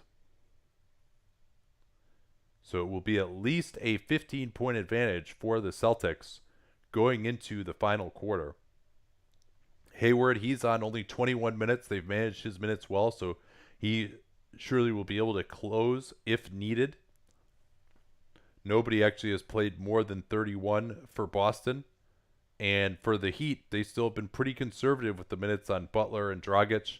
Adebayo is the most for the Heat with 29 minutes. Here's the heave from Walker, and it will be an 89-74 lead for Boston going into this fourth quarter. And the leading scorer in the game is Jaylen Brown, 24 points, 10 of 15 from the field, almost all of that damage inside the arc. He's only attempted two two-pointers, so the shot chart for him, 6 and 9 in the restricted area, 2 of 3 from floater range, 1 mid-ranger, which he made, and then that 1 of 2 from beyond the arc. And also Brown has gotten to the line for 5 free throws. He's made 3 of those. Tied for second, Hero with 20 points in 24 minutes, and Jason Tatum, 20 points in 30 minutes. Let's hit some questions here. Absolutely. Will Hero improve with physical maturity? Yeah, absolutely. I think that getting stronger will help Hero a lot, and he'll get more confident in his ball handling and his finishing in particular. That's something that we see young guards get better at a lot now. He doesn't have the same physical tools as, let's say, like Damian Lillard, whose finishing has gotten so much better, but a lot of guys who are less athletic have too. If Jaylen Brown plays with this type of aggression on offense, is he a better franchise piece than Tatum? No, I wouldn't say so. This has actually been very well set up against this Heat zone for Brown's talents to just doesn't have to beat anybody one-on-one. He gets the ball with an advantage in the gap of the zone, and once he's on the move, he's very difficult to stop at the rim. And I think Brown and Tatum are both very, very good defensively, but they have different talents.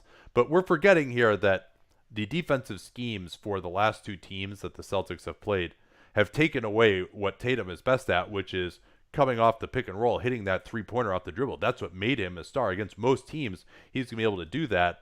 Miami and Toronto are two great defensive teams that have taken that away, and Tatum is not that great as an ISO guy yet. But against most teams where Tatum was, I mean, you saw what he did to Philly, for example. Tatum is going to be the superior guy, although I know we've been asked that quite a few times these days. Someone asked if the Heat can win without Jimmy Butler being assertive on offense. I mean, he had 14 points on 14 shooting possessions and 3 assists in game 2, and they won that one. So, yeah, I think they can. They can do it Miami can get their offense in other ways. I think it's more important that he's assertive on defense, but he's always assertive on defense. Yeah, no. Let's see, one more question here. How has Hayward looked, and what has his impact been? Asks Dave Mann. I think he's looked great. I think that he's moving pretty well physically, and his skill set, being able to score at different levels and being able to make good passes, is such a good fit against what Miami's trying to do defensively. Yeah, every time I see this Acura commercial, I want to just do a podcast about like the greatest cars in the history of each brand. Hey, dunked on Prime.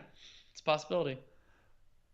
When is the public daily dunks coming out? Oh, the ones where we're uh, trying to highlight up and coming talent. Probably, hopefully Monday. I think that's either Monday or Tuesday. That's the goal. Who is the more favorable matchup for the Lakers, the Heat or the Celtics? I think it's the Heat, especially with their offensive limitations. I think Boston having so many different perimeter threats is a challenge, but Miami's playing better than I expected overall throughout the playoffs. So maybe it's closer than I think it is, and I'm just still lagging as an indicator. All right, so 15-point game here. We'll watch what the Heat stick with defensively, and they're going with the.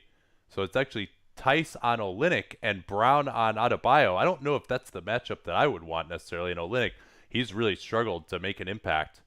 0 for 4 now from 3. Here's Walker off of 2 screens, gets Olynyk on him. They get the double team. Hayward, good job by the Heat getting back into position. Hayward trying to attack Hero, but his legs betrayed him on that. Now it's Walker into the lane, has Hayward open, gets Hero in the air, tough 3, bucket from Jordan Hayward, and that's a huge shot, Danny, to push it to 18 in terms of this potential Heat comeback right at the start. Now the lob by Dragic, a little over Adebayo's head. Hayward is on him. Help's got to come here. Adebayo trying to go through Hayward, and I guess they just didn't want to give up a 3, but I think you got to really provide some more help there if you're the Boston Celtics. Yeah, do a little bit of recovery and scramble there. Don't give up Yeah. the easy two. Tatum is guarding Jimmy Butler. I think you can help off of him with a jump shot. They're going at Olynyk and pick and roll again. They swing it around. Brown against Adebayo. Quick dribble moves. Tatum, deep 3, spotting up. Oh, yeah. Two huge threes for the Boston Celtics to keep the lead afloat at in the high double digits. Hero with Walker on him. Doesn't get the pass. Now they're looking for him again. Now the oop to Bam. Little high. Bam recovers. Great hands, great athleticism. That's 2 very difficult passes he's corralled for buckets. Back to the 2-3 on a make here, it looks like.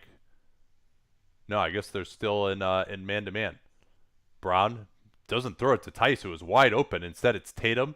Spin move right into the lane. Easy layup over Well, Hero. and that's the type of play that leads us to think that Hero might not be as good as Duncan Robinson at times defensively because you just finish right around him.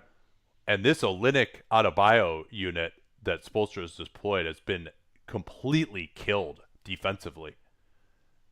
Tatum's going to get the foul here, though, just grabbing Olynyk. He held on to him for a good 5 seconds before the call was made. Well, and going to a man-to-man approach with Adebayo and Olynyk together, I mean, that means Boston could just hunt Kelly Olynyk and some of Miami's other limited players, and they're also doing the thing as before of getting Bam Adebayo out on the floor so he can't help. Yeah, Olynyk quickly to the bench. Dragic is back in already.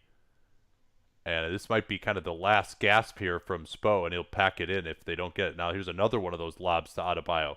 Tough jumper. Great defense by Jaylen Brown in the post.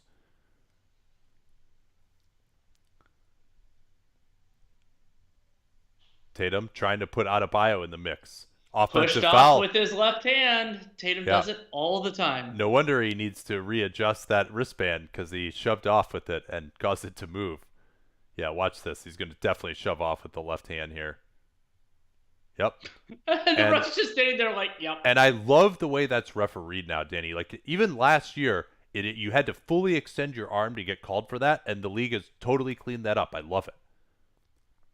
Wanamaker running Dragic out the line. Now he steps back. Dragic's nightmare night continues. Celtics looking to push it to 20 here. Hayward going into Dragic, and they're going to get a blocking foul.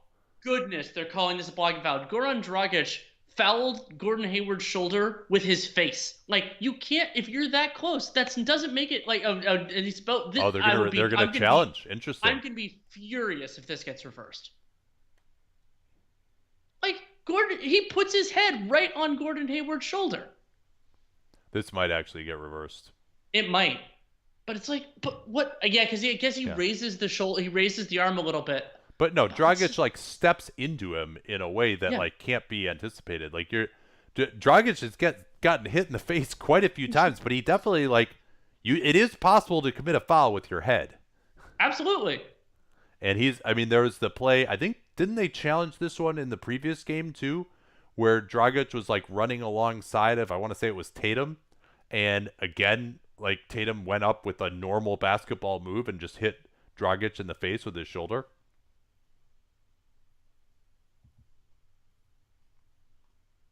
Let's see. Let's see. Kyle Lowry watching that push off and smile. Yeah, that was Lowry got a huge foul on Jason Tatum. I think that was game 5. Got in one of those games where basically it was in a moment we've been talking about it on the show earlier. How many current rosters could Spo turn into a championship contender? I mean, there aren't that many teams off the top of my head that have really high level talent that don't remotely perform to their defense potential. Like, I mean, there are a lot of teams that I think like Boston. I think their defensive talent is very good, but they're outperforming to it. The Lakers, it's not like there's low hanging fruit there. That they're not doing defensively. Yeah. Are the Milwaukee Bucks a championship contender? Cruel question to ask, huh? I mean, they are, but do you think? I mean, so yeah, Spo does help them absolutely, especially because of his approach and being more versatile defensively. That would be a big deal. More imaginative offense for sure. Yep. I'm going to keep an eye on the box score just so I can. Oh, it was overturned. Oh man. But what are we going to do with ourselves?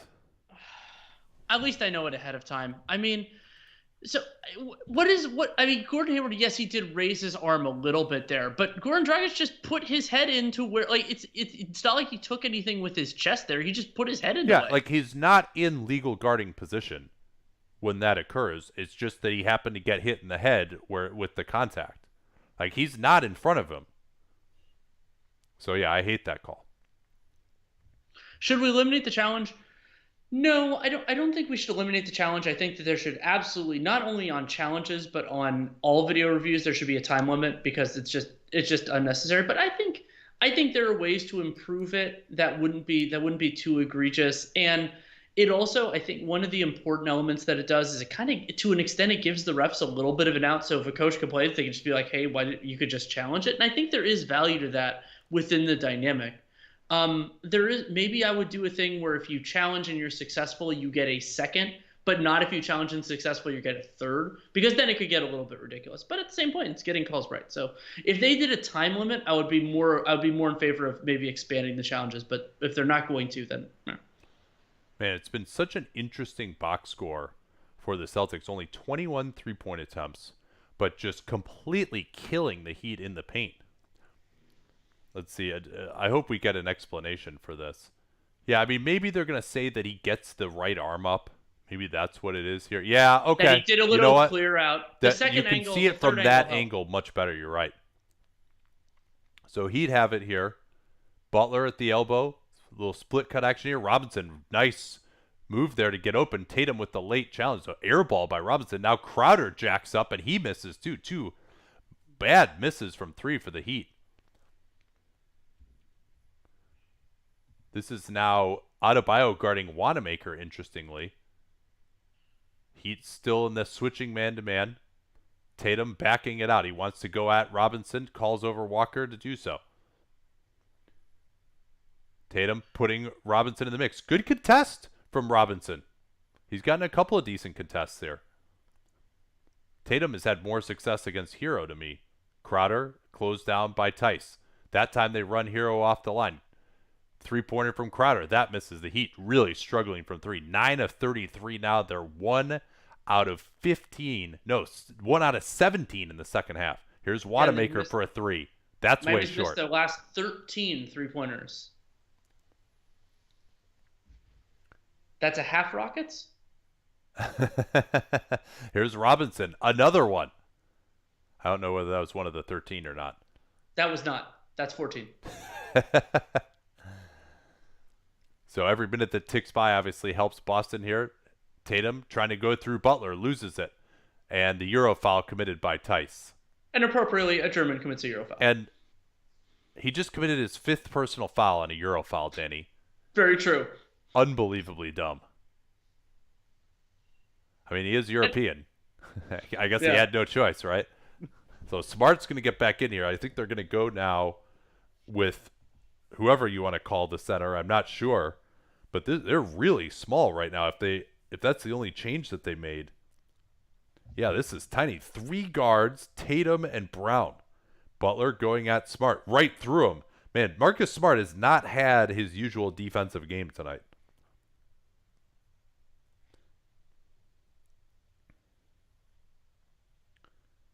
Two screens for Walker to get Crowder switched on him. Now trying to post up Smart against Duncan Robinson. I don't see this as an advantage matchup, but Robinson commits the foul, and it somehow curls in for Smart.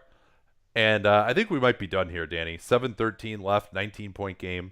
Yeah, especially with how Miami's offense is going. They'd have to hit a bunch of threes, which Yeah, I is mean, possible. they are capable. But yeah, Robinson just hitting him twice there, and he still gets it to curl in somehow. Well, let's go to the next stoppage, and then we'll see how we feel at that point. Sounds good. Yeah, want to get a head start on the pod. Hey, I respect that. I think yesterday we were pretty close to actually getting it out before the game had officially concluded. Trying to get Robinson going, but Wanamaker switches on to him nicely. Butler out on the floor. Going against Smart again. Robinson switched on to by Smart nicely. Late clock now. Butler's going to have to attack. They got to get help here, though. And Butler is fouled. And one. It counts. And these aggressive rim attacks for Butler have been important the last couple minutes because Miami wasn't really getting anything going. So him going to the basket, getting better looks there, getting shots. And remember, this is a very small lineup for the Boston Celtics.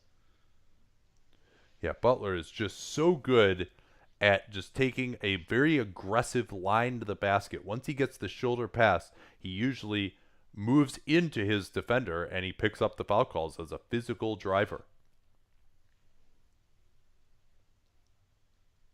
I don't know if I like this lineup from Brad Stevens. Really small, not much rim protection. Here's Wanamaker, and he throws it away. And Wanamaker doesn't really add a lot. Like a lot of times you go smaller to add shooting and like some viability. Wanamaker doesn't really have a lot to do in these lineups.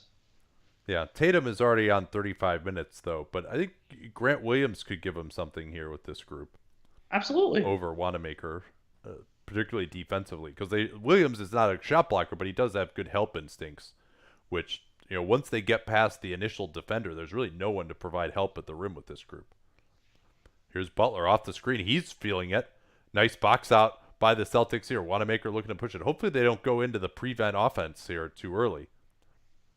Now Hayward gets it back to Walker. Wants to go at Olynyk. Nice crossover by Walker. That sets up a Hayward three. Wide open, but he misses it.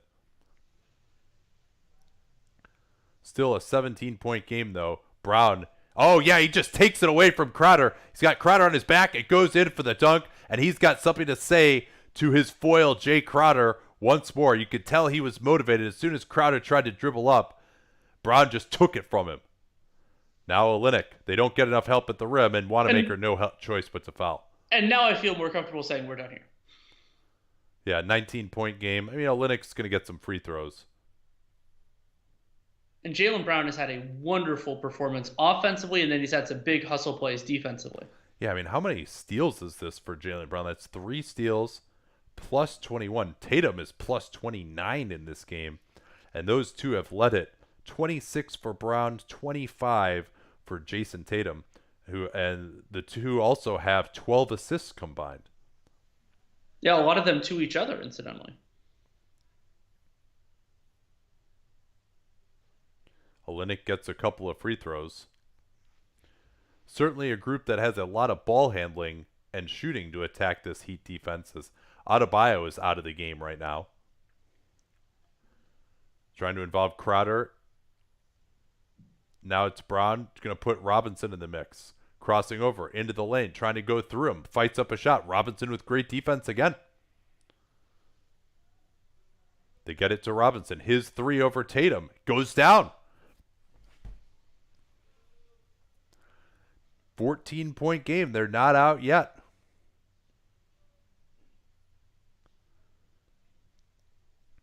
Trying to screen Walker here against Hero. They get Walker involved against Duncan Robinson.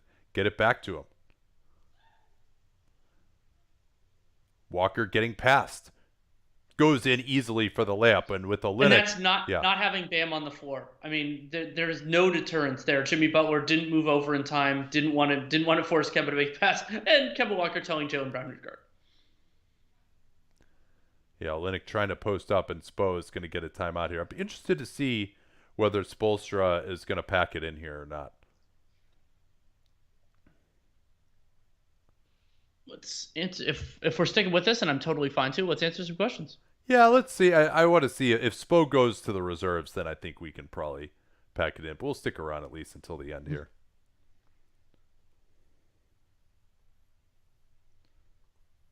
Let's see.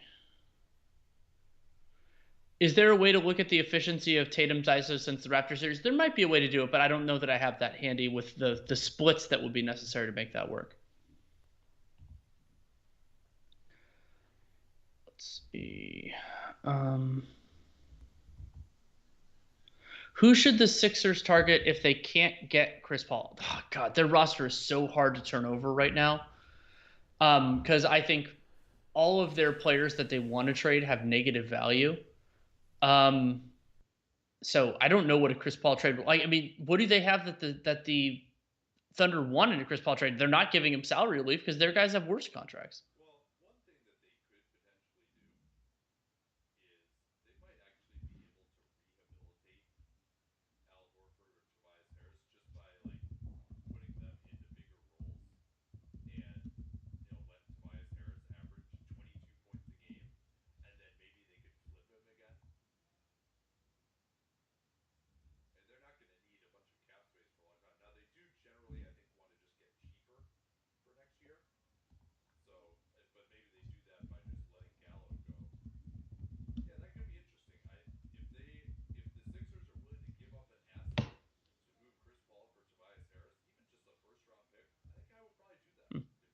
Nate, I think your mic might be out of batteries.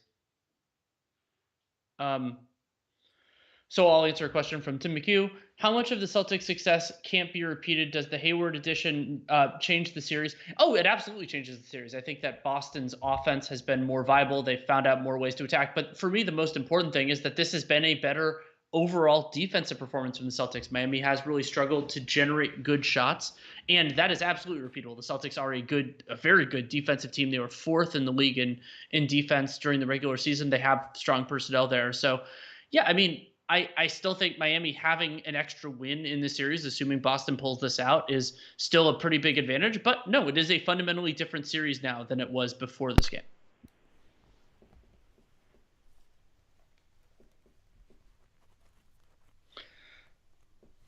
I'm assuming you meant Grant Williams is a future Draymond Light potential. I mean, a little bit. Draymond, though, what you have to remember with him is he moves well. He moves pretty well for his size. His instincts are incredible for that, and he's incredibly long. So, like, Draymond is a much better kind of like sole quote unquote big in that respect than I would expect Grant Williams to be.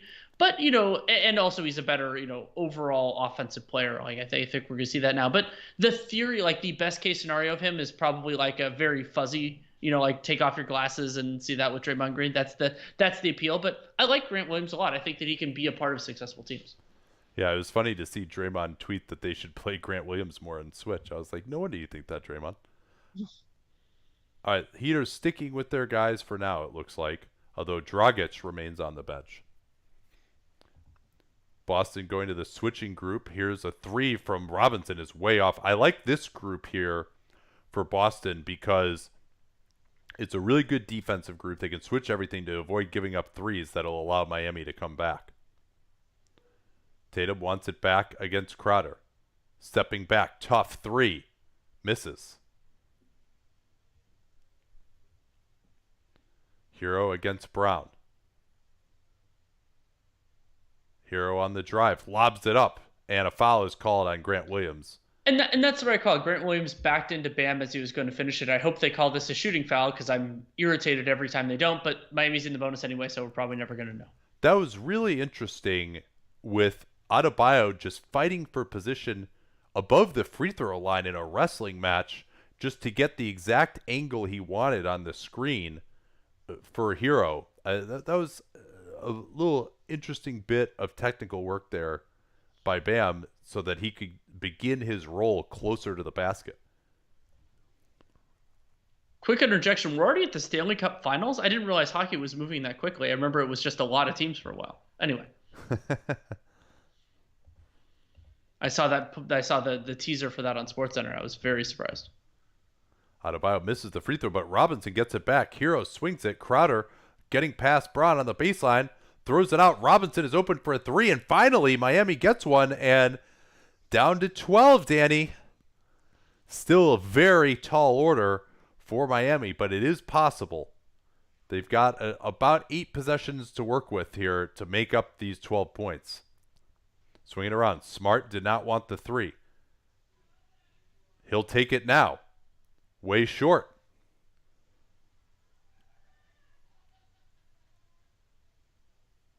Robinson not looking to handle the ball. Gives it up. Hero off that split cut action they love to run with the two guards. Crossover. Step back. Hero. Ooh, way short. That could have been a big shot, but they save it. The Boston's starting to struggle running down these long rebounds. They finally get it to Crowder, and Crowder with the fall down Jimmy Butler style. He's learning from Chris Paul and Jimmy Butler. And while that's only Jaylen Brown's third, that gives Miami free throws with the clock stopped. And a chance to cut it to 10 points. 3.5 to go, though. That's, that's not many possessions to come back from a double-digit deficit. Even if he makes both, and we don't know that he will. Yeah, I mean, under ordinary circumstances, you'd be hard-pressed simply to score 10 points in 3 minutes.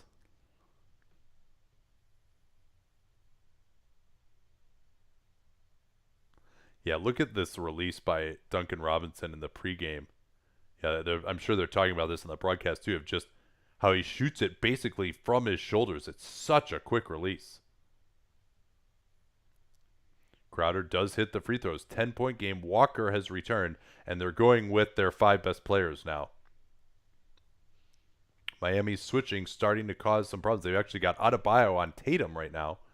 Walker wants to get it back. Wants to attack with a head of steam. Hero staying in front of him. Great defense. Tatum has to attack Bam off the dribble late. Into the lane. Hayward stuck in the corner. He'll drive on Robinson. Walker as Hero lost him, and that'll do it. Yeah, what great movement by Kemba Walker. Late in the clock, something Miami has done. Get yourself open late. Found him. 3-pointer, 13-point lead. Here's Adebayo. No foul is called. Butler gets it back. His floater goes in. Back to 11. That was a huge 3-pointer, though, for Kemba Walker. His Hero, just rookie mistake there, completely lost him. Walker going to go at Hero again. Didn't have much success last possession. Trying to attack and then get Tatum the ball against Bam. Smart, late clock. He's going to drive it into the lane. Tough floater. What a shot. And that, I think, will finally do it, Danny. So let's get started on the pod. I mean, I guess if they're going to give up a layup in like 2 seconds here, but it's going to be an offensive goaltending. So, yeah, that'll do it here with the 13-point game. But we got a series. This is fantastic. Gordon Hayward, I think, really changed things, and it's anyone's series now with it being 2-1. And don't know what our schedule is going to be going for. Actually, I guess that counted, though, for Miami. All right, let's stick around here for one more possession, especially if they're going to throw it away like that. What a dumb pass from Smart to not bleed all the clock off. Here's a 3 from Hero. Oh, man. They've had some chances to make it a little interesting. So now we'll say goodbye. Are we good? Yeah, I'm good. Hey, I called it like 4 minutes ago, so. I know. But with Miami, you got to see them be dead. They keep going early here. They're not the Nuggets, but yeah. Yeah, Boston gets another possession. All right, we'll talk to you next cast. I don't know what it's gonna be. Probably will be our next cast will be for the next game in this series. I would imagine, which would be Wednesday if that happens. Yeah. All right, and maybe we'd do a game 3. We're definitely not doing tomorrow. So we'll talk to you all next time.